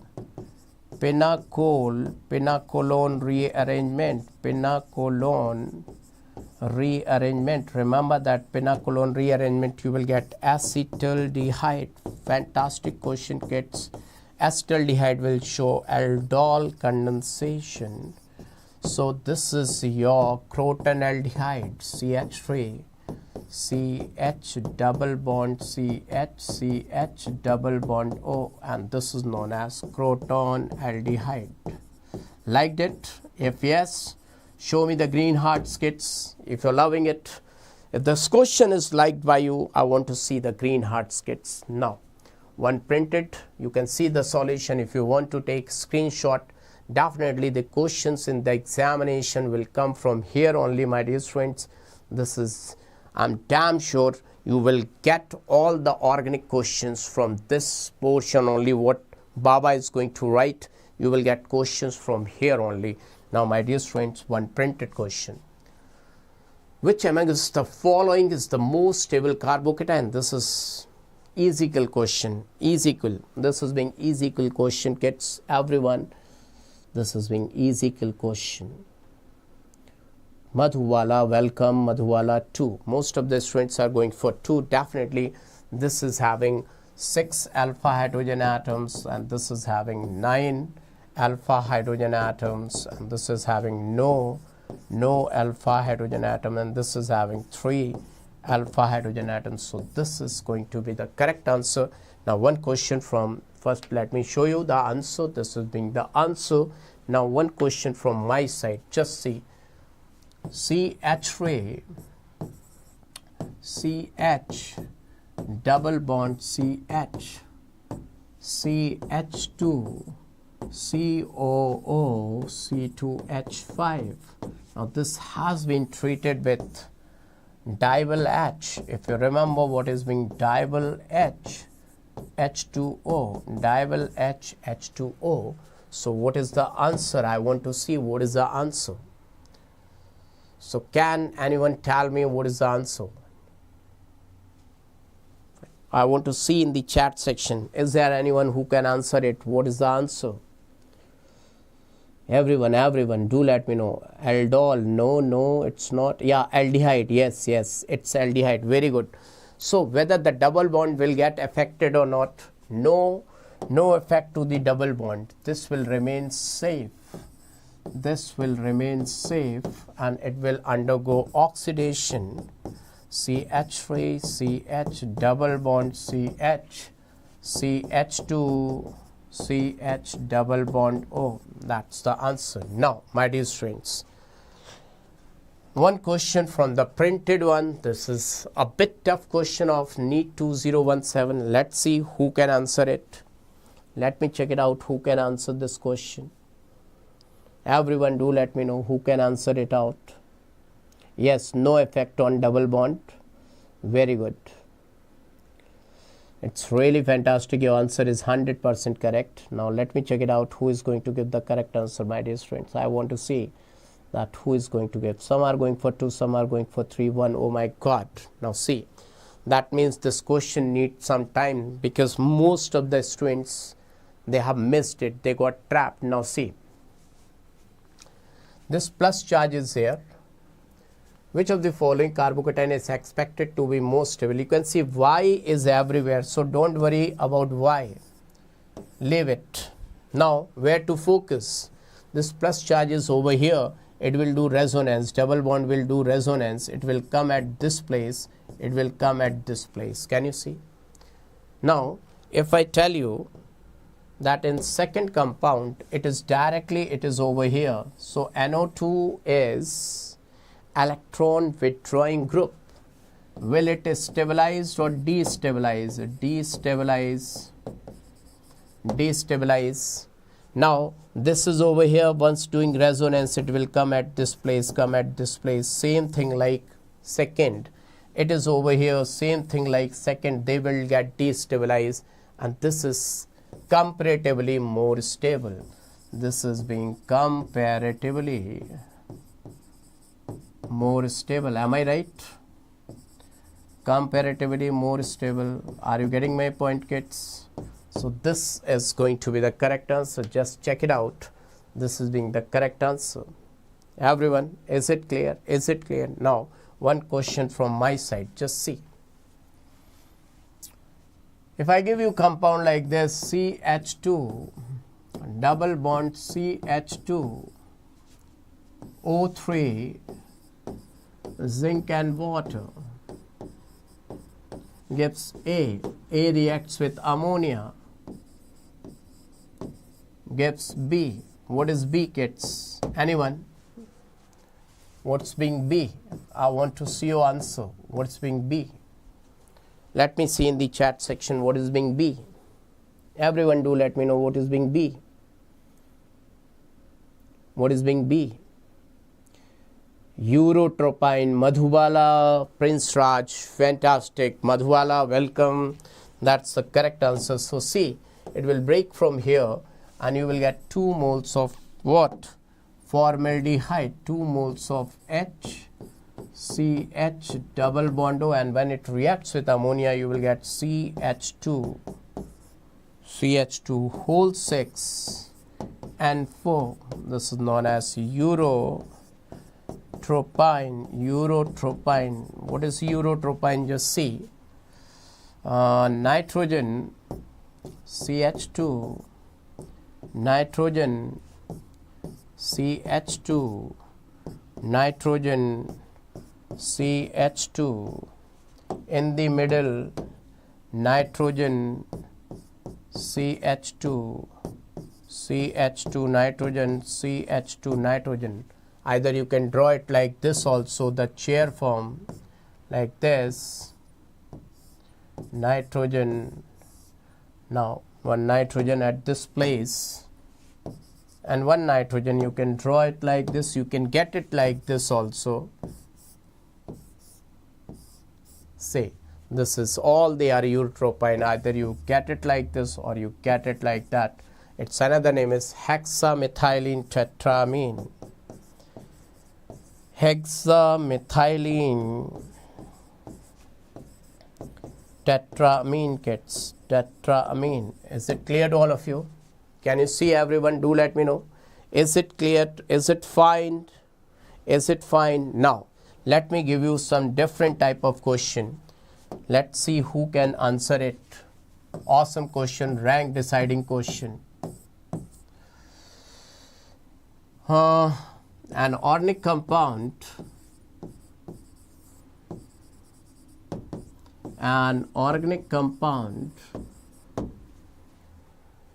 with molecular formula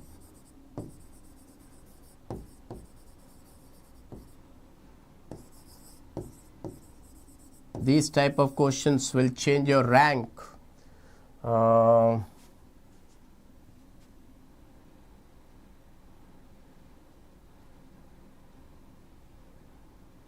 C6H12, C6H12 on ozonolysis gives A plus B. A plus B. A gives positive tolerance test as well as positive iodoform test. B gives negative iodoform test, negative but positive tolerance test, and undergoes Cannizzaro reaction, undergoes Cannizzaro. So what is the IUPAC name of this compound? Question is, find out IUPAC name of this compound. IUPAC name of this compound. Let's see who can answer it. Only the genius can answer it. Only genius can answer it, kids. No one else can answer it. Only genius can answer it, kids. Let me see who can give the correct answer. Mekush is going for hextuin.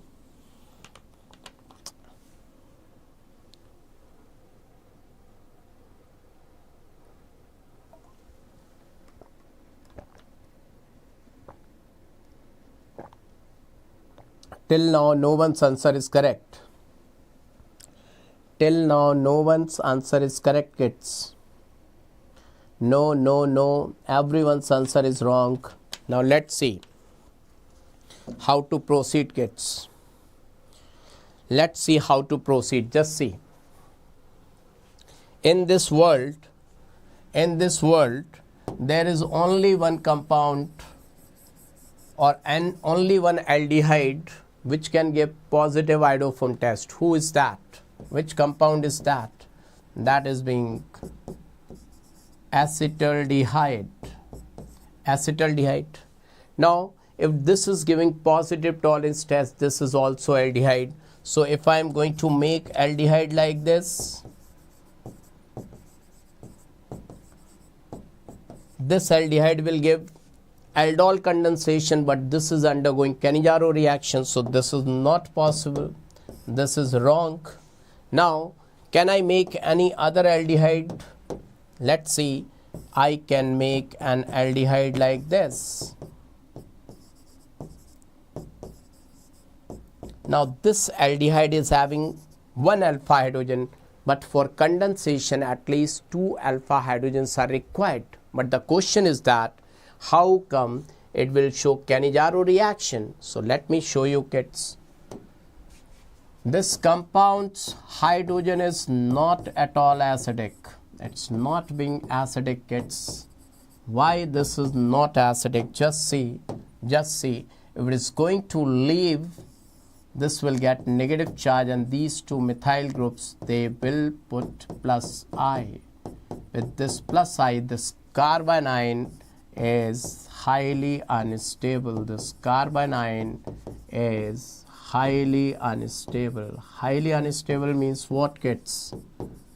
This will not leave its H. So OH negative will attack at this position. So it will show Cannizzaro reaction. Everyone got it? Now, if this is and that one, these two are, that means what is the original compound? So definitely, if I add these two, CH3,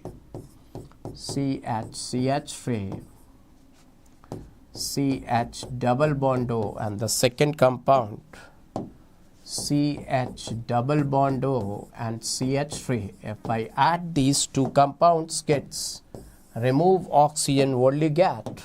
The compound formation will be like CH3, CH3, CH double bond CH3. Now, how to do the numbering, kids? You have to do the numbering from that side. 1, 2, 3, 4, 5. So answer will be 4 methyl and pent pant 2 in. This will be your answer. Everyone agreed? If you liked it, the new question framed by Baba HSP. If you really liked it, show me green hearts. I made it right now, kids. Baba made it right now. Baba made this question right now on the spot, kids. If you really liked it, Baba want to see the green hearts. Fantastic, kids, fantastic. Now, let me give you one question, printed one. This is easy question, so no need to do this. But this question is good one. Just do this question. This one. Everyone do this question. I want to see the answer in the chat section. Thank you, kids, for your Madhuwala, location, Manu, Saloni. Thank you from the inner core of my heart, my dear friends. Thanks. Oh, yes, yes, yes.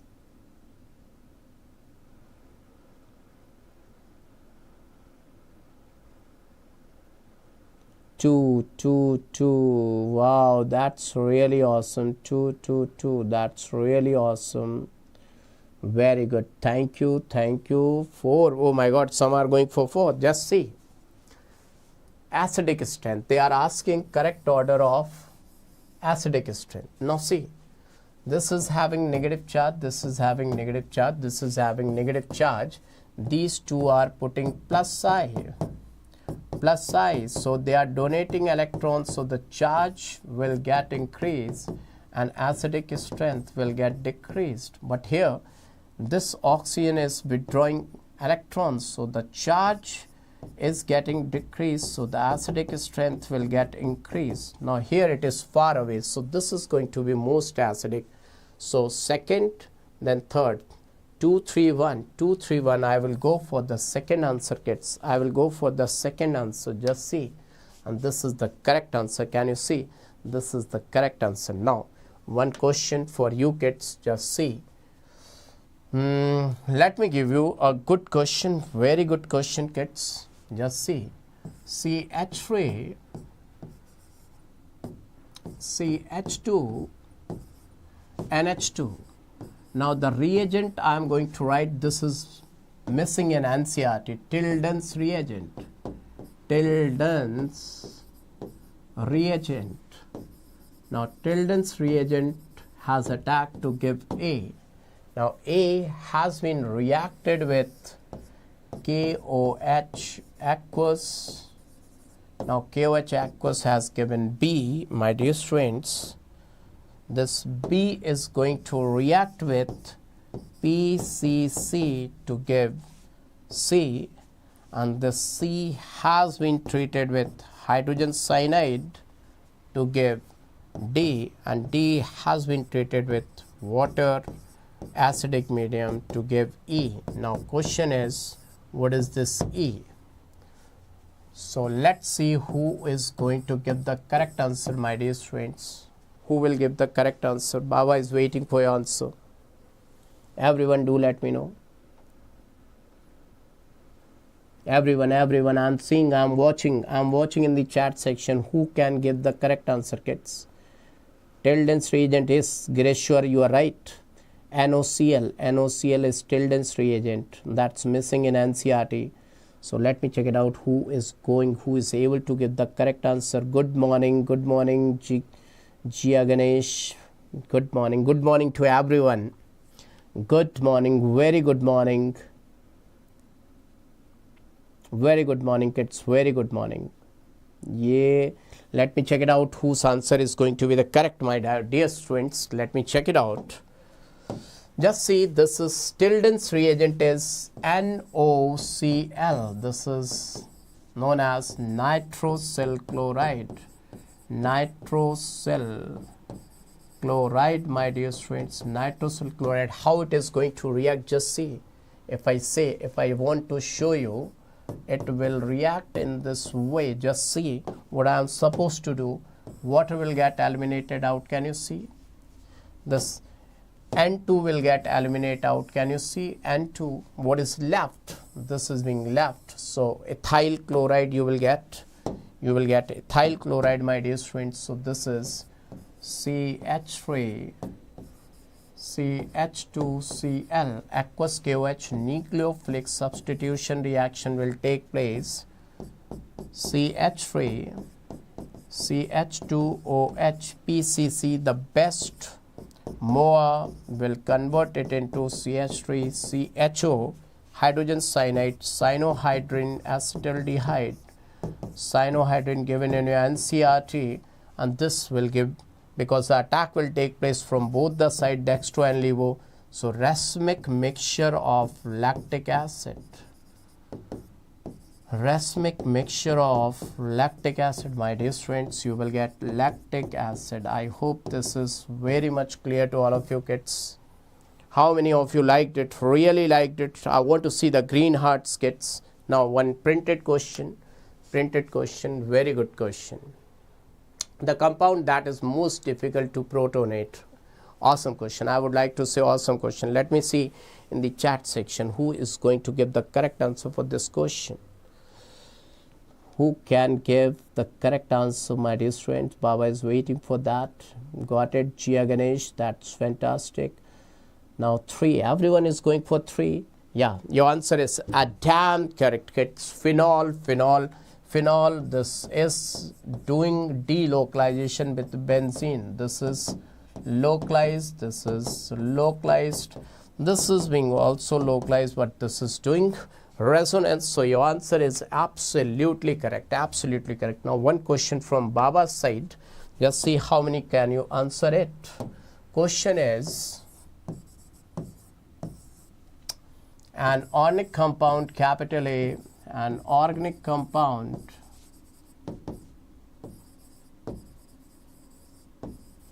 capital A that on ozonolysis O3, zinc and water can give A plus B. Now A gives positive tolerance test, positive iodoform test. B gives negative tolerance test but positive iodoform test. A gives with hydrogen cyanide and H2O acidic medium gives lactic acid, and B on reaction with concentrated H2SO4 gives macetylene. Now my dear students, what is the IUPAC name of this compound? That is the question. You are supposed to tell me the IUPAC of this compound. Let me check it out. Is there anyone who can answer it? Is there anyone in this public, the future doctor engineers, mostly the future doctors? Is there anyone who can answer it? What is the IUPAC name of the organic compound, my dear friends? 2-methylbutene. Mayuk is going for this. Mayuk is going for 2-methylbutene. 3-methylbutene. Bashwa is going for that. Okay, let me check it out. Always, such type of questions always start from the back. So see, what is this compound? What is being this compound? Can you tell me? This lactic acid we have got from this, so definitely this compound is our acetaldehyde. Can you see? This is being acetaldehyde, my dear friends. Can I write acetaldehyde at this place? Right. And this is giving macetylene, so I would like to say this is being acetone, kids. Acetone. Now what you are supposed to do, just add these two, CH3 CH double bond C, CH3 and CH3. So what is the IUPAC name? Just see. The IUPAC name is 1, 2, 3, 4. 2-methyl butene. How many you got the correct marks. Show green hearts for yourself if your answer was found to be correct. If you have got the correct answer, kids, you can show green hearts for yourself. Green hearts for yourself, kids, if you got it correct. Now, one printed question. Oh, very lengthy. It's looking lengthy question, kids. Let me check it out. Who is going to give the correct answer? You have to read it out first of all. Everyone, you have to read it out. Let me check it out. Who is going to give the correct answer for this, kids? Let me see.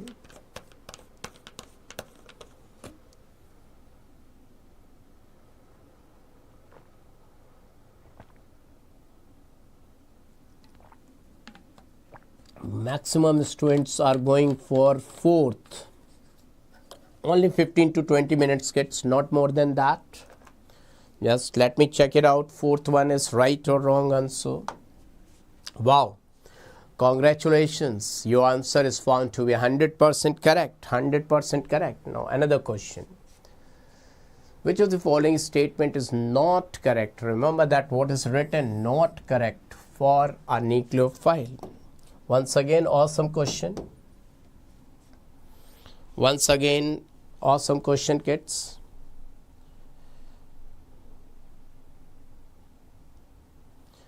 Few kids are going for A, few are going for C. Nucleophile is a Lewis acid. This is wrong. Nucleophile can't be Lewis acid. It has to be Lewis base. It has to be Lewis base. Am I right, kids? Lewis base. Ammonia is a nucleophile. True. Nucleophile attack low. True. Nucleophile are not electron seeking. True. All these are being true. Only that is not correct. So first is the correct answer. Definitely. Congratulations if your answer was found to be correct. Now, one question from Baba's side, right? Let's see. This is chlorobenzene. It is reacting with NaOH, 623 Kelvin, 300 atmospheric pressure, H plus, it has given A. Now A has been treated with NaOH,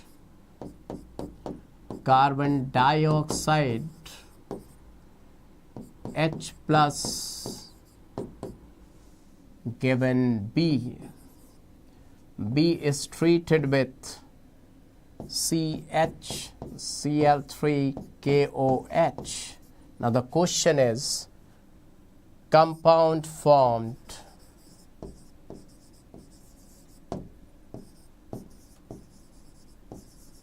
will have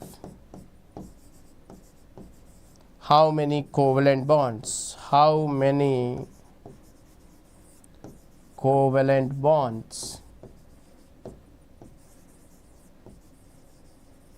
This is the question. Let me check it out.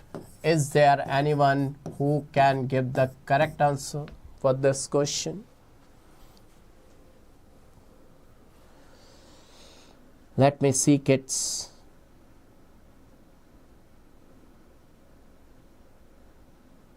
Everyone, do let me know.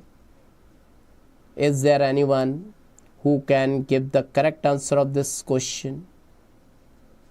I want to see the correct answer. Is there anyone?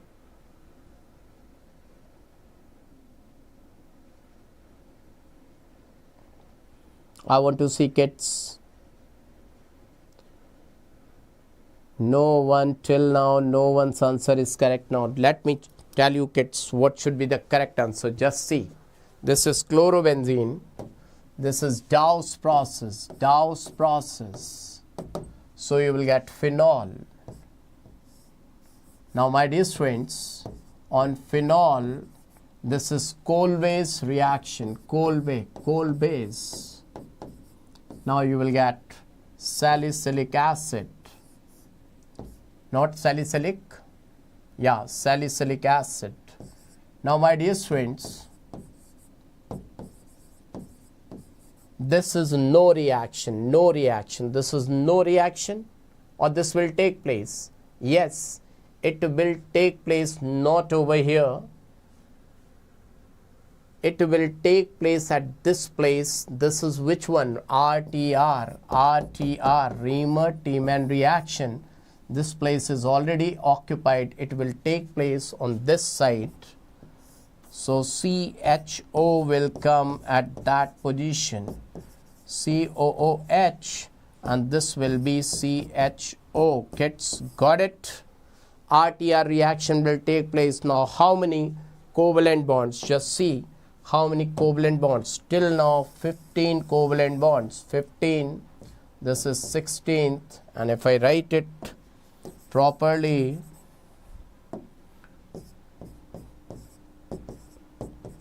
then you can see 16, 17, 18, 19, 20. This is hydrogen 21, 22, 23. So what's the answer? 23 is the correct answer, kids. Got it, everyone? You got it? Now, one more question.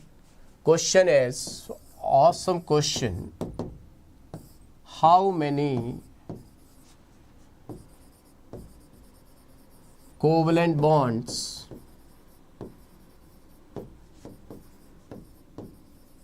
are present in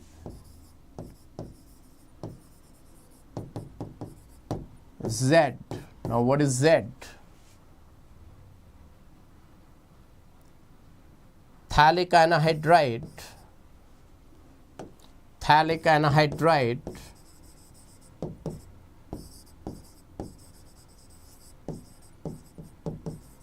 reacts with 2 moles of phenol to give Z. Now, how many covalent bonds are present in Z? Let me check it out. Is there anyone who can answer it, kids? Is there anyone who can answer it?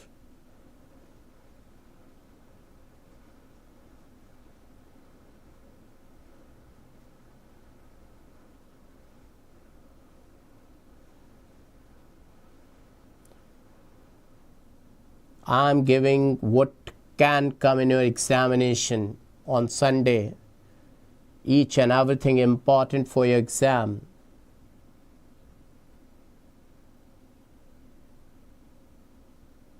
Kids, do let me know.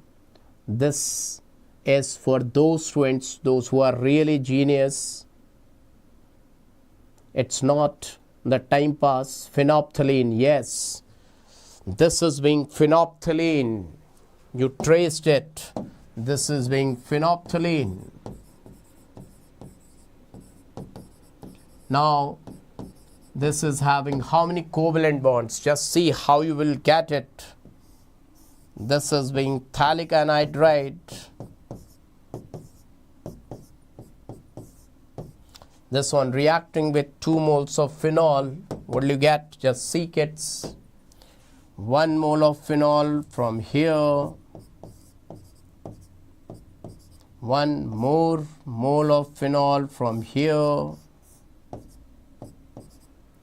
Water will get eliminated out. Just see how this water will get eliminated out, and you will get compound like this.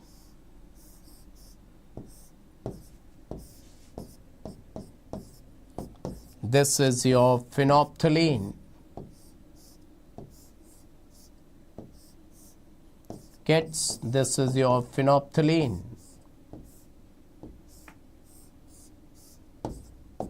Now, once you got the structure, now do let me know how many covalent bonds are there. I want to see your answer. Now you got the structure. Do let me know how many covalent bonds. Everyone, do let me know. Fast, fast, kids. I want to see your answer fast. How to get the answer. Okay, Savitri is asking, yeah, Praneeth, you are right. Savitri is asking how to calculate covalent bond. Just see, kids. Everyone, just see. This is your benzene. Right now, 6 covalent bonds. 1, 2, 3, 4, 5, 6. Now, this is attached with 6 more hydrogens. So 6 and 6, how many?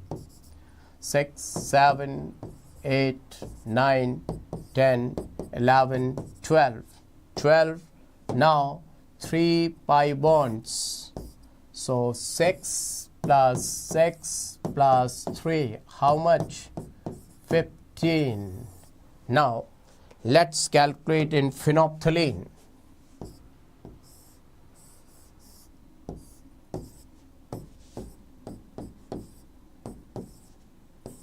Just see how to calculate it in the fast method. This is your phenolphthalein. Can you see where the phenolphthalein? This is your phenolphthalein. Can you see?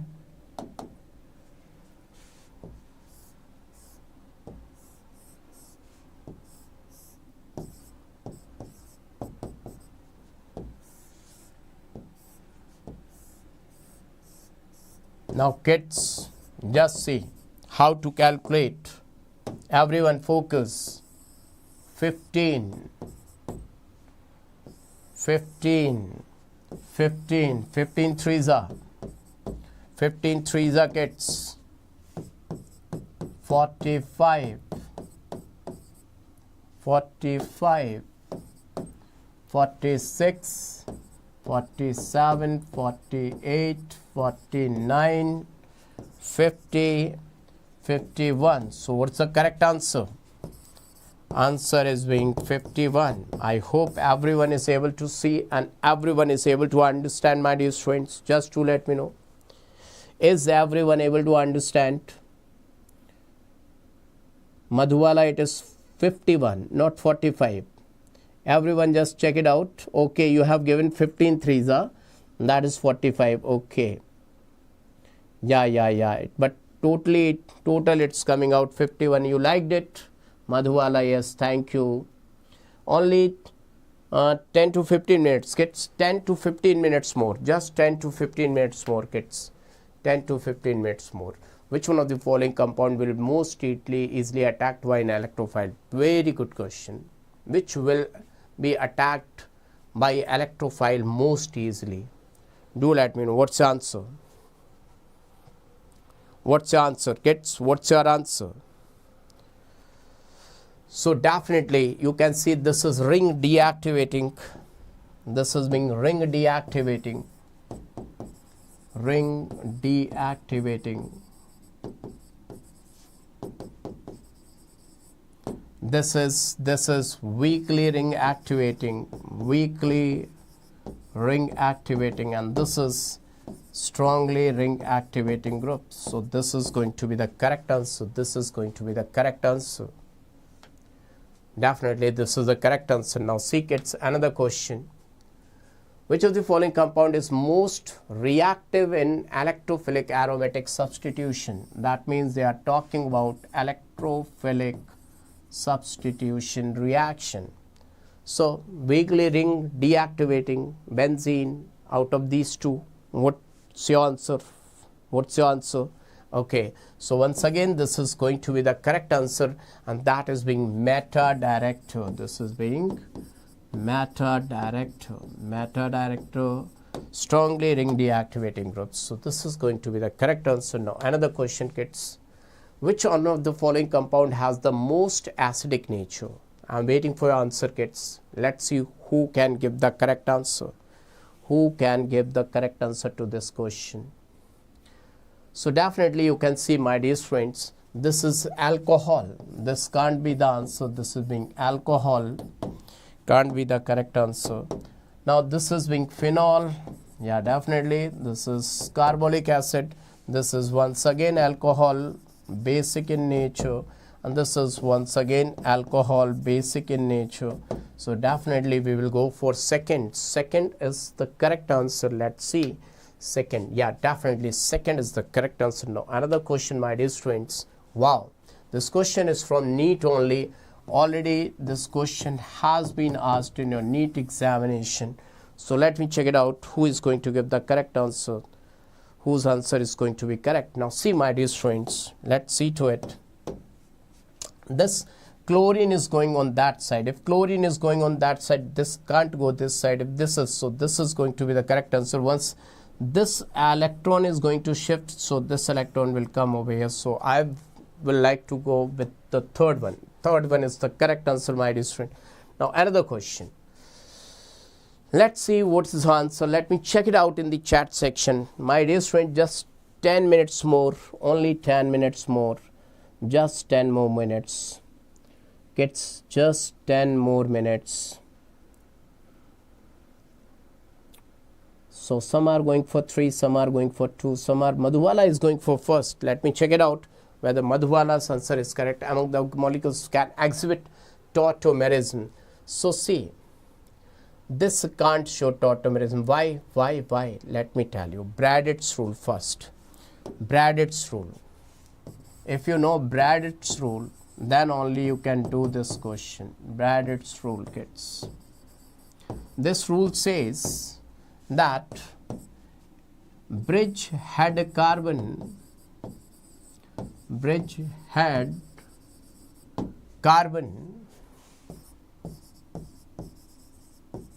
of bridge bicyclo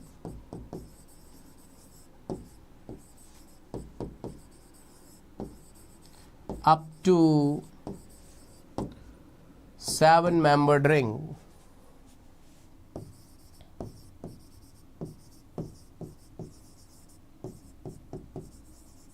can't be sp2 hybridized, can't be sp2 hybridized, can't be sp2 hybridized. Now see, my dear students, that means this can't be possible. This is not possible. This is also not possible. Just see, Madhuwala and everyone, this is also not possible. Why these two are not possible? Because in these two, this is sp2 hybridized, that is not possible. This is sp2 hybridized, that is also not possible. So these things are not possible. So definitely this hydrogen can't move, can't do tautomerism, This, there is no hydrogen at this place, no alpha hydrogen, and this is there but can't move. But here these hydrogens can move, and this is the, oh, you said 1, Madhuwala, you said 1. Okay, I thought this is 1. Your answer is right, Madhuwala. Sorry, your answer is right, because 3 is at 1. I thought you are saying this one. You are absolutely correct. Those who said first, that means the first is having 3. You are absolutely correct. It's absolutely correct. Absolutely. I thought that what happened, why your answer has gone wrong. Now, this is the answer. Absolutely correct. Now, here is another question. This question is really very good question. I want to see the answer in the chat section, kids. Let's see who is going to get the correct answer. Let me check it out. Only 5 minutes more, kids. 5 more minutes.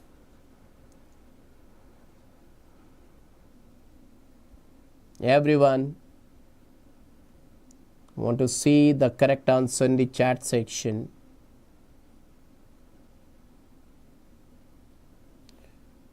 So some are going for 3, some are going for 2, some are going for 1. Mixed reaction, mixed answers. My God, let me check it out whose answer is being correct. Now they have written enolic form. That means enolic form. Which one is enolic form? This is not enolic. Enolic form of ethyl acetoacetate. So how to find out enolic form? Just see. ethyl acetoacetate, CH3, C double bond O, CH2, C double bond O, O, CH2, CH3. Its enolic form, let me write down its enolic form, CH3, COH, double bond CH, C double bond O, O, CH2, CH3. How many sigma bonds? Just check it out. 3, 4, 5, 6, 7, 8, 9, 10, 11, 12, 13, 14, 15, 16, 17 and 3, 20 sigma bond from my side, 20 sigma bonds. No option is having 20. And what they have written, enolic form of this, 2 pi electrons, 2 pi bonds, 2 pi bond. Okay, 18 sigma bond, 16 nines. Let's check it out. How many sigma bonds? 3, 4, 5, 6. Okay, sigma bonds they have asked, not the pi bonds. 3, 4, 5, 6, 7, 8, 9, 10, 11, 12, 13, 14, 15 and 3, 18. So 2 minus 2, 20 minus 2, 18. 18 sigma bonds, my dear students. And how many they have asked? Pi bonds or pi electrons? Pi bonds. So this is 1 pi bond, this is 1 pi bond, 18 and 2 pi bonds. This is the correct answer. So what answer? 18 sigma 2 pi bonds. 18 sigma 2 pi bonds. 18 sigma 2 pi bonds. Clear, kids? Clear? Is it clear? If you liked it, show me the green hearts, kids. I want to see your green hearts if you really liked it. So my dear students, this is all for today.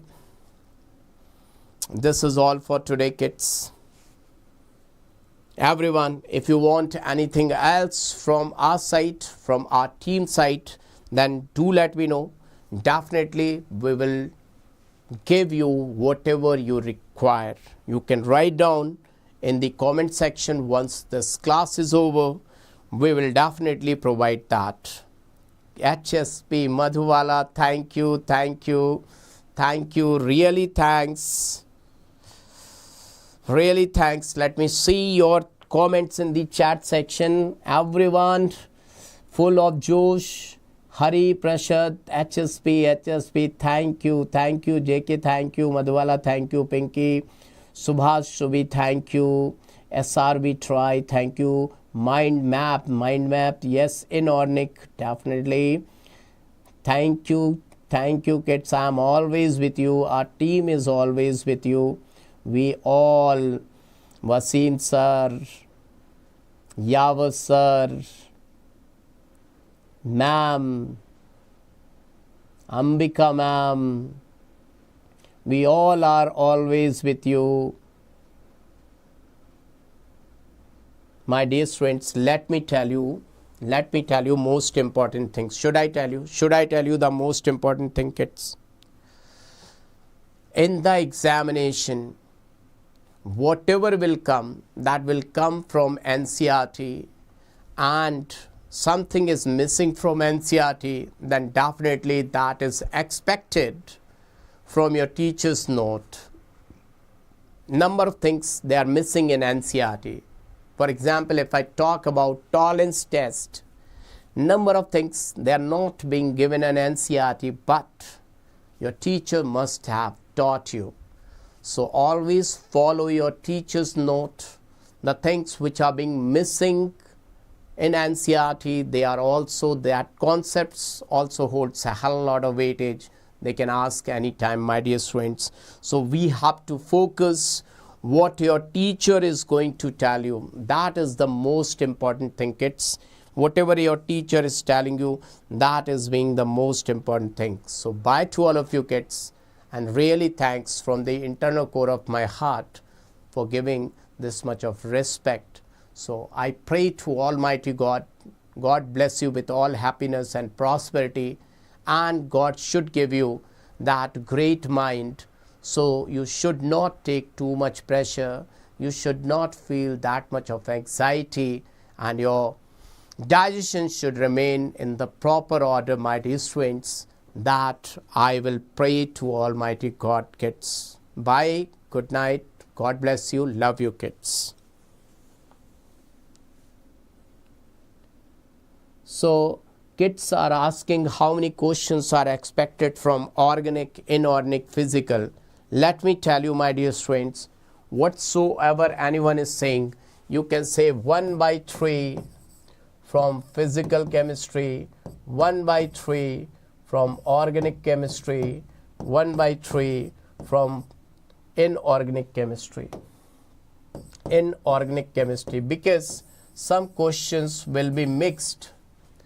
Some questions will be mixed, that you can never say whether 2 to 3 questions are from organic, inorganic or physical. They will be the combined questions. So always remember one thing, that the connection of physical with inorganic, inorganic with organic, or physical with inorganic chemistry, that could be given. So always remember that. Let me tell you kids, that at least you can say 4 to 5 questions will be based on assertion and reasoning. Assertion and reasoning based. Assertion, reasoning based. 4 to 5 questions. Remember that. 4 to 5 questions will be based on assertion and reasoning, my dear friends. Now, second thing, let me tell you, 2 to 3 questions will be based on long conversion based. Long conversion based. Long conversion, I mean 3 to 4 steps conversion. 2 to 4 steps conversion.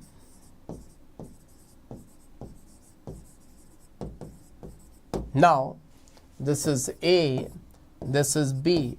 Now C1, let me tell you what's that. 3 questions will be based on distinguishing test. Distinguishing test.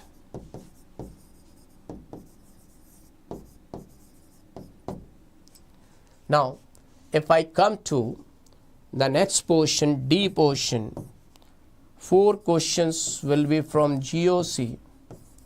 GOC. 1 question from purification of organic compound. Purification of organic compounds. My dear students, this is all about organic. 2 questions from carbohydrates also, kids. So this is the way how you have to prepare. Okay, kids? Is it clear, kids? Bye, kids. I think really this thing will help you a lot. Good night, kids. Bye to all of you. Good night, kids. Good night. Good night.